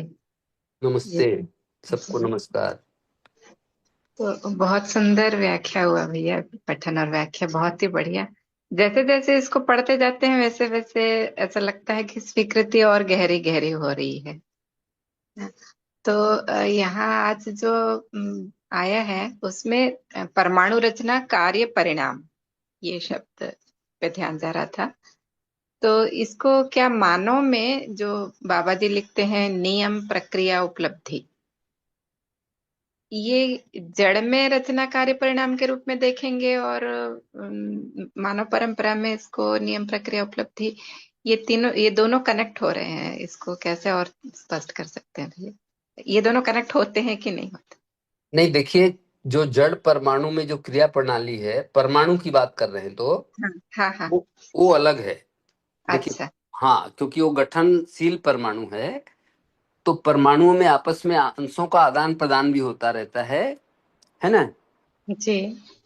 पर हाँ जीवन जीवन परमाणु में गठन निश्चित हो गया है, तो उसमें गठन में कोई परिवर्तन नहीं होता। तो परमाणु के जो प्रक्रिया है वो चैतन्य का अलग है, और इसका जड़ परमाणु का अलग है। जैसे चैतन्य में जो बल और शक्ति हैं वो अलग हैं। जैसे उसमें जो बल शक्ति है जड़ में, वो चुंबकीय बल, विद्युत बल और ये सब बल हैं, है ना। जी। जबकि जीवन में मतलब चैतन्य परमाणु में जो बल और शक्तियां हैं वो आशा, विचार, इच्छा है। हाँ, हाँ, तो इस तरह से दोनों की जो विधि है, प्रक्रिया है, प्रणाली है, वो अलग अलग है। अलग है।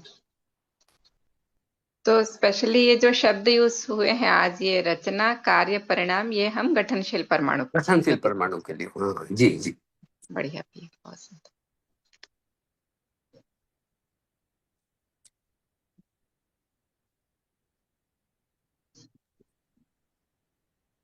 और किन्हीं को कोई प्रश्न रखना हो या अपनी बात रखनी हो तो अभी शेयर कर सकते हैं। राजकुमार भैया। जी, नमस्ते दीदी। सभी को नमस्ते भैया। नमस्ते। नमस्ते भैया। जी। अ, ये तो आज जो सह अस्तित्व की पूरी बात चली है दीदी, तो मतलब वो पूरा बार बार यही ध्यान जाता है कि सह अस्तित्व वाली जो ये लाइन है कि सह अस्तित्व में अनुभव ही परम सत्य प्रकाशन है। भैया ने जो उस पे मतलब मार्किंग भी की, बहुत ध्यान देने लायक लाइन है करके। तो वाकई ऐसा लगता ही है कि सारा जो मतलब हर समय सह अस्तित्व के कारण ही हम सारे लोग मतलब है, और उसके पीछे जो सारा प्रयोजन है, वो प्रयोजन के लिए मतलब उसमें जो अनुभव तो बहुत आगे की स्थिति है, पर लेकिन आज मैं जागृति क्रम में कहाँ पर खड़ा हुआ हूँ, उसको मेरे को बार बार आकलन करके, और मेरा जागृति क्रम में मैं आगे बढ़ रहा हूँ कि नहीं, और जो सह अस्तित्व है वो बार बार मेरे अंदर मतलब और बार बार तब हमेशा मेरे अंदर बैठ रहा है कि नहीं बैठ रहा है, इस पर ध्यान जा रहा है बार बार। आज भी पूरा सहअस्तित्व की बात ही अधिकतम पूरी आई, तो उस पर बहुत अच्छे से बार बार ध्यान जाने की आवश्यकता लग रही है।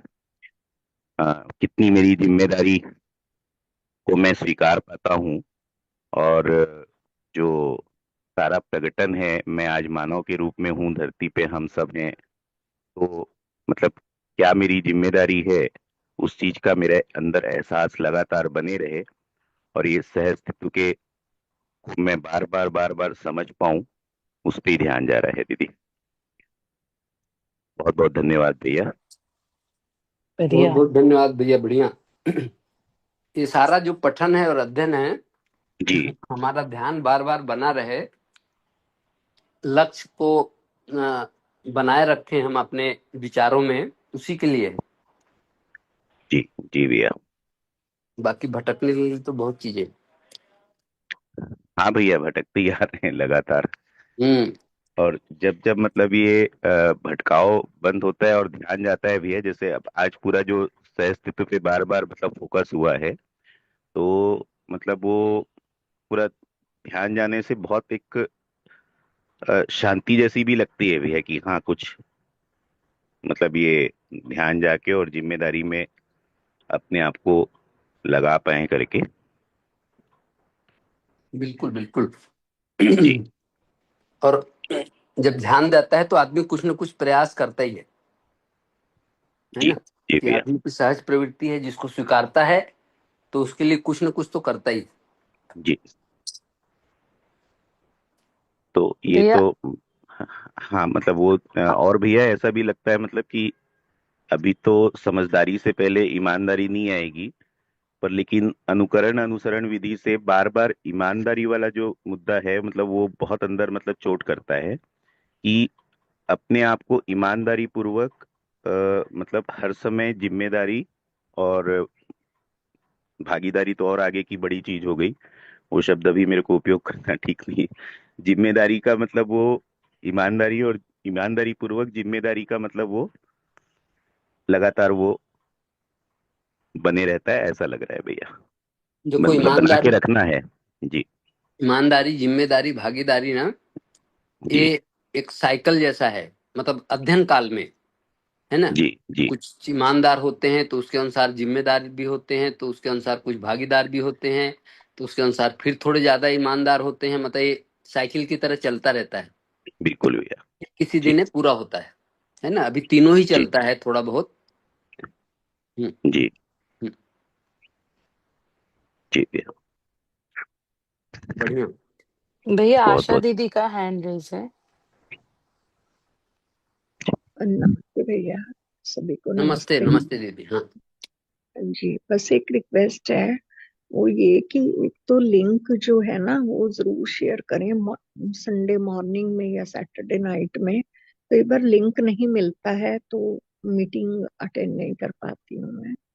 और दूसरा ये है कि बहुत ही आ, मधुर आवाज में दीदी ने पढ़ा, और आपने एक्सप्लेनेशन भी बहुत ही अच्छे से एक एक सेंटेंस के बारे में बताया। बहुत बहुत धन्यवाद आपका। और जो है इसकी रिकॉर्डिंग जरूर शेयर करें भैया। तो आप किसी ग्रुप में नहीं है क्या? इसमें जो ग्रुप है, 3 ग्रुपों में आता है लिंक।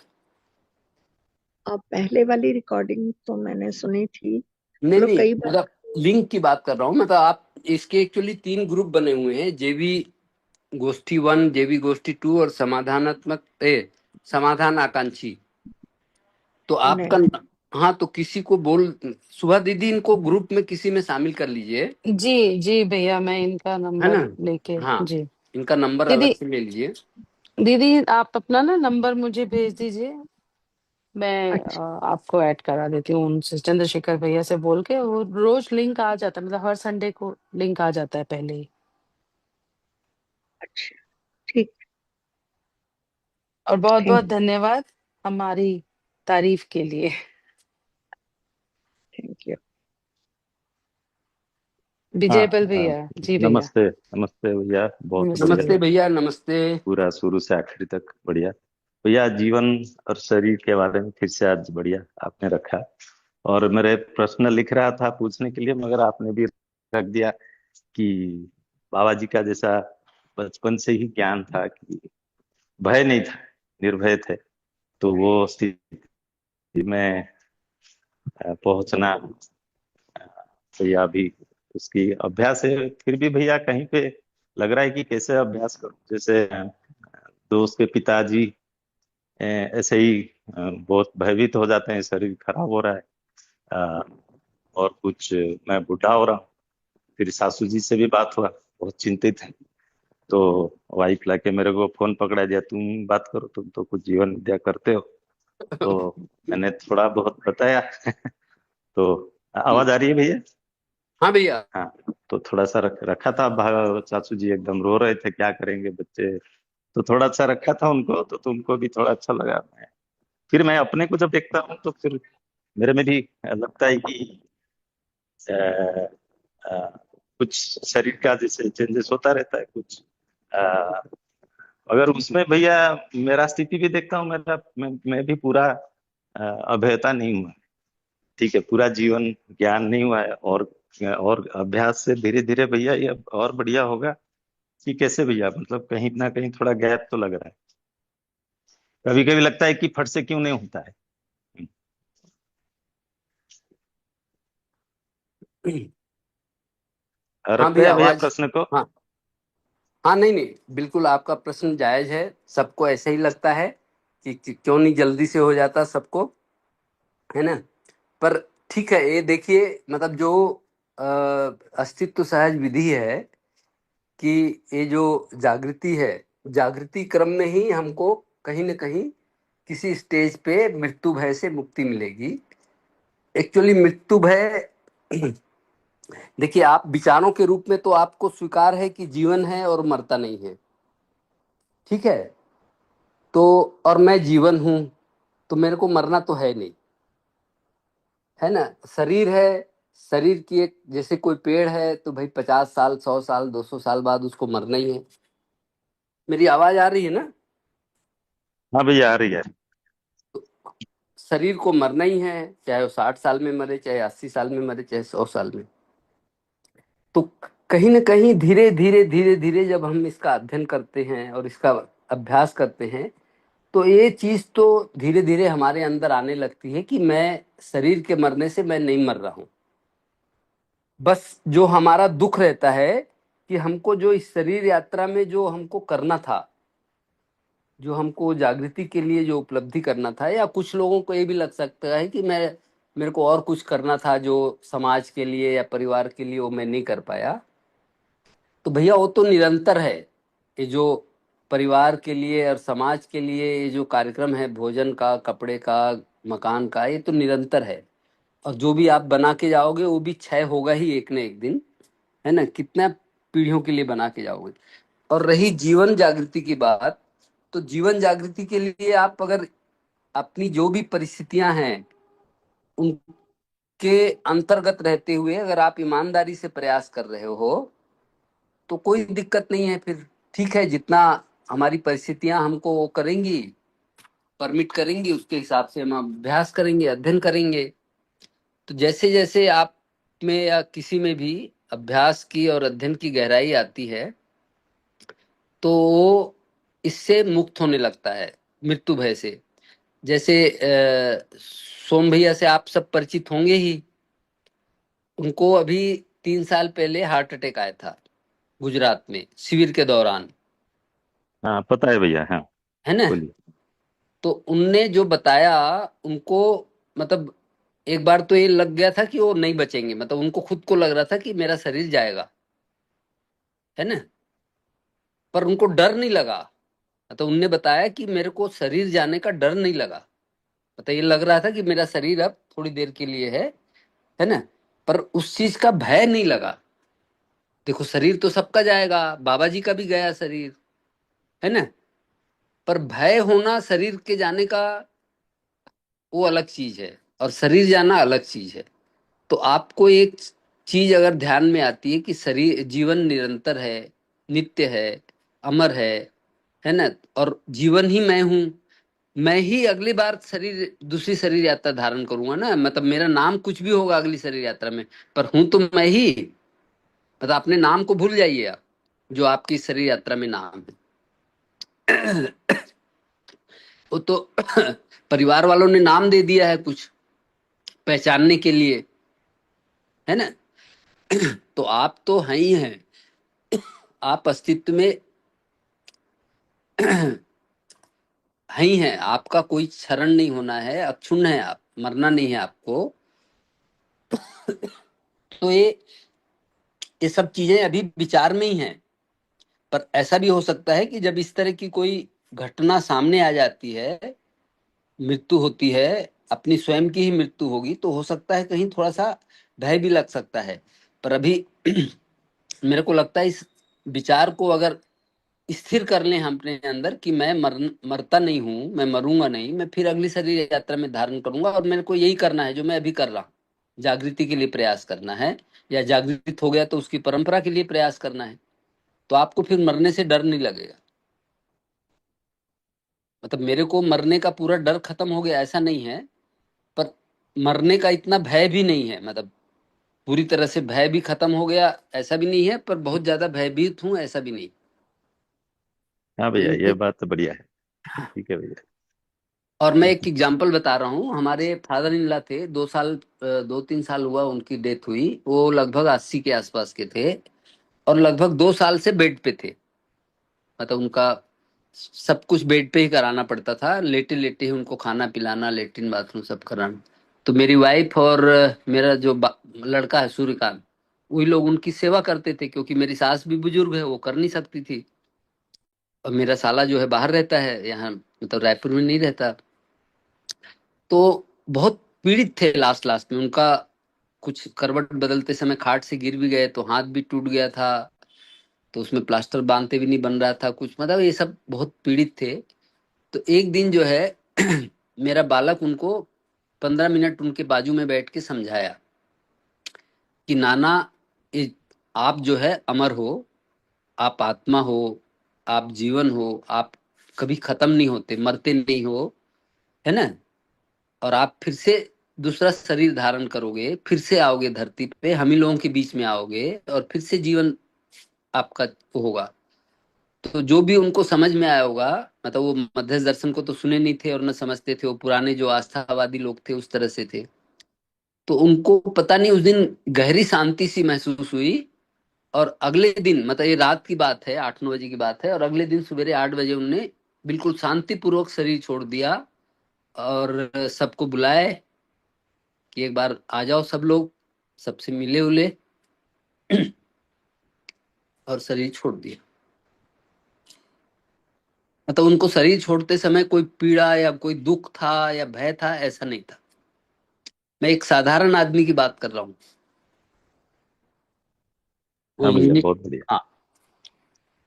तो ये भैया हम लोग के में तो इतना तो मिनिमम घटित होना ही चाहिए कि हम मरते समय भयभीत ना हो, होश पूर्वक मरे कि हाँ हमारा शरीर छूट रहा है, और फिर हम जो भी मतलब अच्छे काम किए या जो आगे करेंगे उन सबको याद करें। इतना तो होना ही चाहिए। हाँ जी भैया, बहुत बढ़िया। जी भैया। भैया एक समय में तो मेरा भी वो हो जाएगा, मतलब जैसे शरीर ठीक नहीं है, अभी अ, जाना है, तो वहां पे तो मेरा स्वीकृति बन जाएगा, ऐसा मुझे लग रहा है। अगर बस। अभी जैसे, हाँ वो बढ़िया है आपने जो बताया भैया, बढ़िया वो था। जैसे मेरा एक दोस्त का दोस्त, अभी उनको डॉक्टर अनाउंस कर दिए, तो हमारा 3 महीना है, कैंसर हो गया था उनको। तो हम्म। वो मगर बहुत रोए वो 3 महीना। मगर जैसे बात हम लोग करते थे तो खाली रो ही रहे थे, क्योंकि उनको लगता था बच्चे हैं और कुछ और उनको और करना था। तो वो जगह पे मैं अपने को लाया कि सपोज कोई बोल देते हैं कि 2 साल है मेरा, तो मैं क्या करूंगा। तो ऐसे कुछ सुना था, पढ़ा भी था, ठीक है और कुछ काम कर सकता हूँ, मगर एक तो पीड़ा तो ये रहेगा, परिवार के साथ जुड़े हुए हैं, वो तो थोड़ा रहेगा भैया। क्योंकि वो धीरे धीरे वो स्वीकृति बनेगा, जैसे आपने बताया।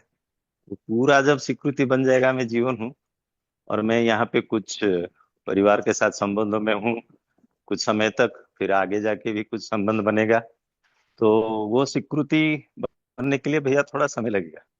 हाँ अच्छा भैया, ठीक है भैया। देखिए समय तो लगेगा ही।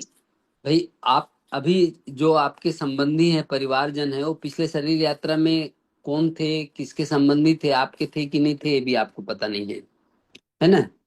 और इस शरीर यात्रा में हमारा जो कर्तव्य है हमारे परिवारजनों के लिए, वो सबसे बड़ा कर्तव्य तो कि उनको जागृति की राह दिखाएं। दूसरा फिर जो भर मतलब उनका पालन पोषण है वो है ही है। तो ये दोनों कर्तव्य अगर हम पूरा कर लेते हैं तो हमारा कर्तव्य पूरा हो गया, हमारे संबंधों का निर्वाह हो गया, कोई दिक्कत नहीं है। फिर जा ही सकते हैं हम, जरूरत पड़ने पे, हमारी एज होने पे हम शरीर छोड़ ही सकते हैं, क्या दिक्कत है। हाँ भैया, बहुत बढ़िया, बहुत धन्यवाद भैया। जी। भैया कल दोस्तों में चर्चा हो रही थी, घर में आए थे कुछ दोस्त, तो ये जीवन और शरीर आ गया पीछे। तो भैया इसको परिवार में बचपन से स्कूल में ये सब जगह में रखेंगे तो फिर जाके एक समय में वो तकलीफ नहीं होगा, पीड़ा नहीं होगी, क्योंकि हाँ समझ बना रहेगा कि जी मैं भैया, जीवन हूँ। स्कूलों में और कॉलेज में या जो भी शिक्षा परंपरा में अगर इसकी परंपरा हो जाती है, तो आप सोचो ना कि हर आदमी जो है लगभग जीवन ज्ञान संपन्न होने की स्थिति में आ जाएगा। मतलब भले वो 50 साल 100 साल लगे उस चीज को, पर जीवन ज्ञान संपन्न हो जाएगा, मानवतापूर्ण आचरण करेगा सब।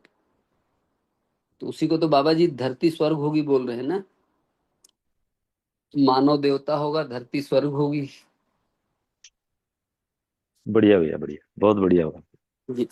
बहुत धन्यवाद सभी।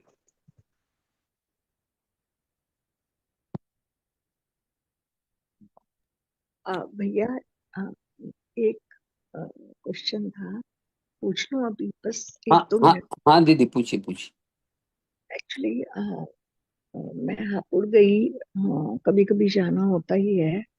तो वहां पर सोम भैया ने मुझे बोला कि आ, आ, अपनी फैमिली के साथ, मतलब ये डिस्कशन में लाओ, मध्यस्थ दर्शन की जैसे सूचना मुझे मिल रही है और मैं पठन भी कर रही हूँ।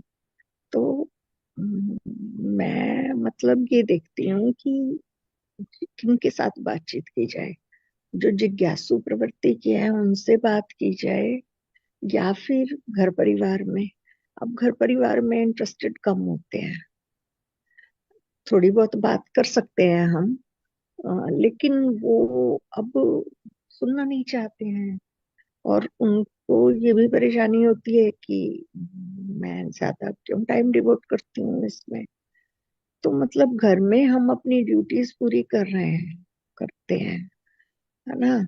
घर परिवार की एक्सटेंडेड फैमिली में जो भी हमारी ड्यूटीज है सारी पूरी करते होने के बावजूद अगर टाइम इसमें मैं स्पेंड करती हूँ तो कईयों को बड़ी परेशानी सी होने लगती है। मतलब देखिए, उधर घर से भैया कहते हैं कि घर परिवार के साथ काम करो, है ना। तो मतलब मैं यहाँ पर थोड़ा सा कंफ्यूजन की स्टेज में हूँ कि अगर घर के लोगों की ऐसी नहीं बन रही है इच्छा, तो मैं जबरदस्ती भी क्यों करूं। बाबा जी ने भी नहीं की जबरदस्ती, उनके परिवार के लोग अभी समझ रहे हैं, चर्चा कर रहे हैं ना इसको, दर्शन को समझने में। तो मुझे मतलब यहाँ पर बड़ा वो होता है कि, और लेकिन अगर मैं कोई पोस्ट अपनी स्टेटस पे डालती हूँ तो उसको पढ़ने में मेरे घर परिवार के बहुत कम होते हैं। लेकिन जहां मैंने जॉब की, दिल्ली गवर्नमेंट में जैसे मैंने जॉब की, वहां के टीचर्स हो गए, बच्चे हो गए, है ना, और जिनको मैं जानती भी नहीं हूँ, शायद फोन नंबर पहले से ही होते हैं, कांटेक्ट नंबर, तो वो भी स्टेटस देखते हैं और उनको ये अच्छा लगता है जो मैं सूत्र वगैरह या कुछ ऐसी लाइंस, चार्ट बने हुए, या फिर कोई मीटिंग का, जैसे किसी का कहाँ कहाँ वो है, योगेश भैया जी का, सोम भैया जी का, या सुनीता पाठक दीदी का, सुरेंद्र पाठक भैया का, जिनका भी है कहीं कहीं कहीं शिविर, तो वो भी मैं कई बार स्टेटस में डाल देती हूँ। तो मतलब मतलब दूसरे लोग अप्रिशिएट कर रहे हैं जो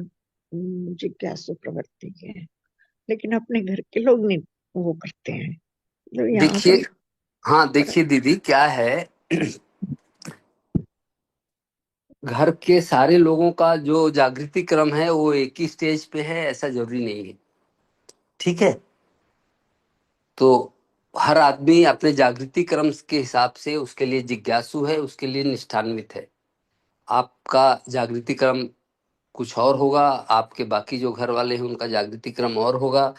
तो उनको अभी ठीक है, उनको पता तो है ही है कि ऐसी कोई चीज है, तो जब उनका जिज्ञासा होगा, जब उनको लगेगा कि इसको सुनना चाहिए तो सुनेंगे।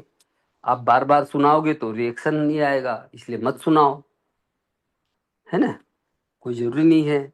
मतलब बहुत से लोगों को, परिवारों को मैं जानता हूँ जिसमें एक या दो लोग को स्वीकृति है, बाकी लोगों को स्वीकृति नहीं है ना। तो ये तो कोई वो नहीं है। मतलब इन जनरल सोम भैया का ये कहना रहता है कि भाई अगर आपको अच्छा लग रहा है तो आप कोशिश करो कि परिवार वालों को भी एक बार उनको प्रस्ताव दो। प्रस्ताव देना है उनको, फोर्स नहीं करना है, कंपेल नहीं करना है कि आप सुनो ही।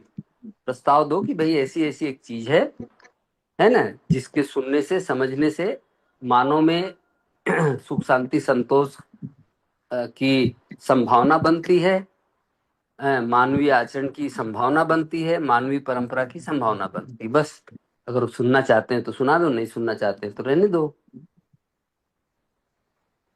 जी भैया जी, मैं तो लेके भी गई पूरी फैमिली को, एक बार हापुड़ भी लेके गई और कानपुर भी गई मैं हस्बैंड के साथ। लेकिन ये है कि पहली बार इतना तो विश्वास बना कि चीज ठीक है, लेकिन फिर भी ना मन नहीं बन रहा उनका, कि मेरा मन करता है जैसे कि हाँ नहीं तो थोड़ा ठीक सा। है, छोड़ दीजिए, फिर जब मन बनेगा तब कोशिश करिएगा, अभी रहने दीजिए, ठीक है ना। हाँ।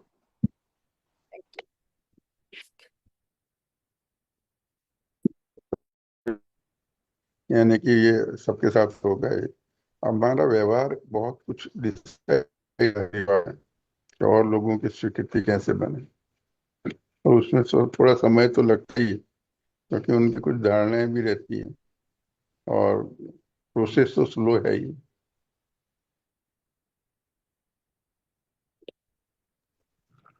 भैया मैं थोड़ा रखूं 1 मिनट दीदी हाँ के भैया। प्रश्न के ऊपर। हाँ।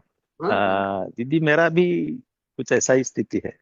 पहले तो पहले से ही कुछ थोड़ा स्वीकृति बनता है, कभी नहीं बनता है। मगर मैंने देखा मेरा व्यवहार आचरण, जैसे अश्विनी भैया बोल रहे हैं कि वो कैसा हो रहा है, तो धीरे धीरे मेरा ध्यान गया कि मैं भी तो अ, वो स्थिति में नहीं हूँ कि कुछ बताऊं और एक्सेप्ट करें, क्योंकि पहले से तो स्वीकृति ऐसा है, ये आदमी भी गलतियां करता है और ऐसे परिवार में ऐसा मिक्स चलता रहता है। तो अभी मेरा भी ध्यान गया कि मैं और कितना सहज हो सकूं, इसको रखने के लिए मैं जो लैंग्वेज यूज करता हूँ वो भी तो दर्शन के थोड़ा आसपास हो जाता है, बहुत सहज वाला नहीं होता। तो अभी ध्यान गया 1 साल पहले कि वही शब्द में यूज करूं, वही लैंग्वेज बताऊं, परिवार में जैसा व्यवहार हो रहा है, सब लोग जैसे कर रहे हैं मेरे साथ, मैं जैसे कर रहा हूँ, पहले से जैसे कर रहा था। मैं पहले बहुत बढ़िया हो जाऊं, उनको भी सब बताया कि मेरा जो गलतियां तुम लोगों को दिखता है वो भी बोलो, मैं नोट करता रहा हूँ। तो उनको भी अच्छा लगा, ठीक है, इनको गलतियां बताने में तो उससे भैया धीरे धीरे ऐसा मुझे लगा कि जितना सहज हो रहा हूँ और शब्द और लैंग्वेज वो परिवार वाला ही व्यवहार यूज कर रहा हूँ लैंग्वेज में बोलने में, भले ही वो दर्शन की रोशनी रहे उसमें, मगर लैंग्वेज जो है वो परिवार का रहता है, तो बच्चा भी सुनता है और पत्नी भी सुनती है, पड़ोस भी सुनते हैं। हाँ ठीक है, उनको एक्सेप्ट करने में थोड़ा समय तो लगता है कि अंदर से हाँ इसकी बात को एक्सेप्ट करूं कि नहीं। हाँ, अभी तक तो नहीं किया, 10 साल तो एक्सेप्ट नहीं किया, अभी कैसे करूं। मगर स्वीकृति बनता है। जैसे कल हम लोग बात कर रहे थे जीवन के बारे में, 4-5 दोस्त थे, फैमिली भी थे, तो शिक्षा में आए, बचपन से सीख जाएंगे जीवन और शरीर, तो फिर आगे जाके तकलीफ नहीं होगा। ये बहुत पहले मैं जो रख रहा था वो कुछ सुन के, वीडियो सुन के, यूट्यूब में सुन के कुछ रख देता था, तो अपने में वो भी कमी था। तो अभी थोड़ा आराम से रखने से तो सबको, सबका बहुत बढ़िया एक्सेप्टेंस था, बहुत चीजों के ऊपर बात हुई। तो ये देख रहा हूँ, ये जो है डेली जुड़ने से, बात करने से, गोष्ठी में रहने से ये इम्प्रूव होता है। मैं और स्वयं का खुद का थोड़ा प्रयास भी है और उससे ये होता है। तो धीरे धीरे होगा दीदी, मुझे ऐसा लग रहा है। मेरा भी कई सारे चैलेंजेस है, मगर वो चैलेंजेस नहीं, वो मेरे लिए बहुत बढ़िया अभी, मतलब सबके लिए कृतज्ञता परिवार में। तो वो देखा कि परिवार में अगर नहीं होगा, बाहर जाके मैं क्या करूं। परिवार में जितना जितना सहज अ, हो रहा हूँ, खुद को भी अच्छा लग रहा है और परिवार में भी अच्छा लग रहा है। इतना ही रखूंगा, फिर ज्यादा ज्यादा नहीं रख दिया दीदी। थैंक यू भैया, थैंक यू।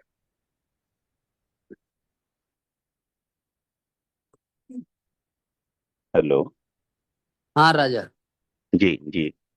भैया इसी में ना एक मेरे को अपने साथ जो दिखता है, मतलब दीदी जो बात बता रही थी तो मैं उसी में एक थोड़ा सा और मेरे भी आया कि जैसे जैसे हम जो बातें हमको समझ में आ रही है, तो एक तो हमारा अपने परिवार में ना सुनने का अभ्यास नहीं रहता किसी को।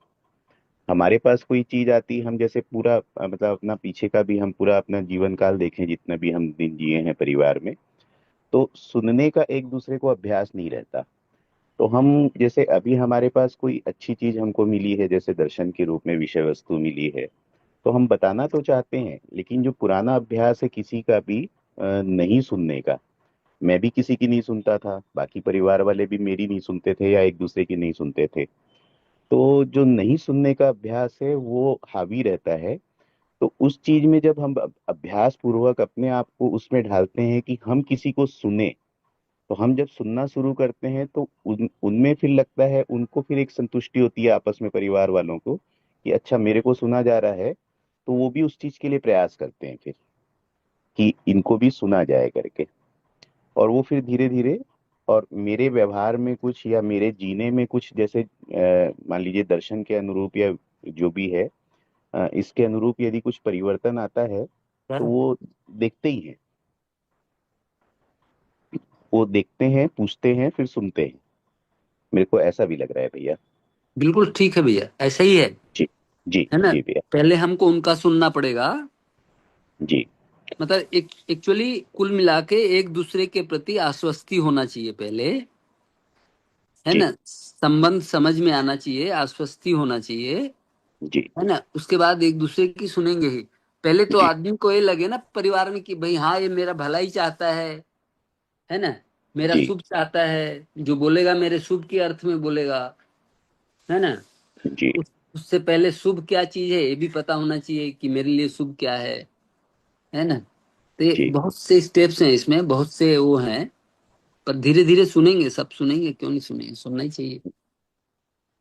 और भले ही भैया अभी उनके पास विषय वस्तु नहीं हो, लेकिन किसी न किसी रूप में मेरा तो भला ही चाहते हैं सारे लोग।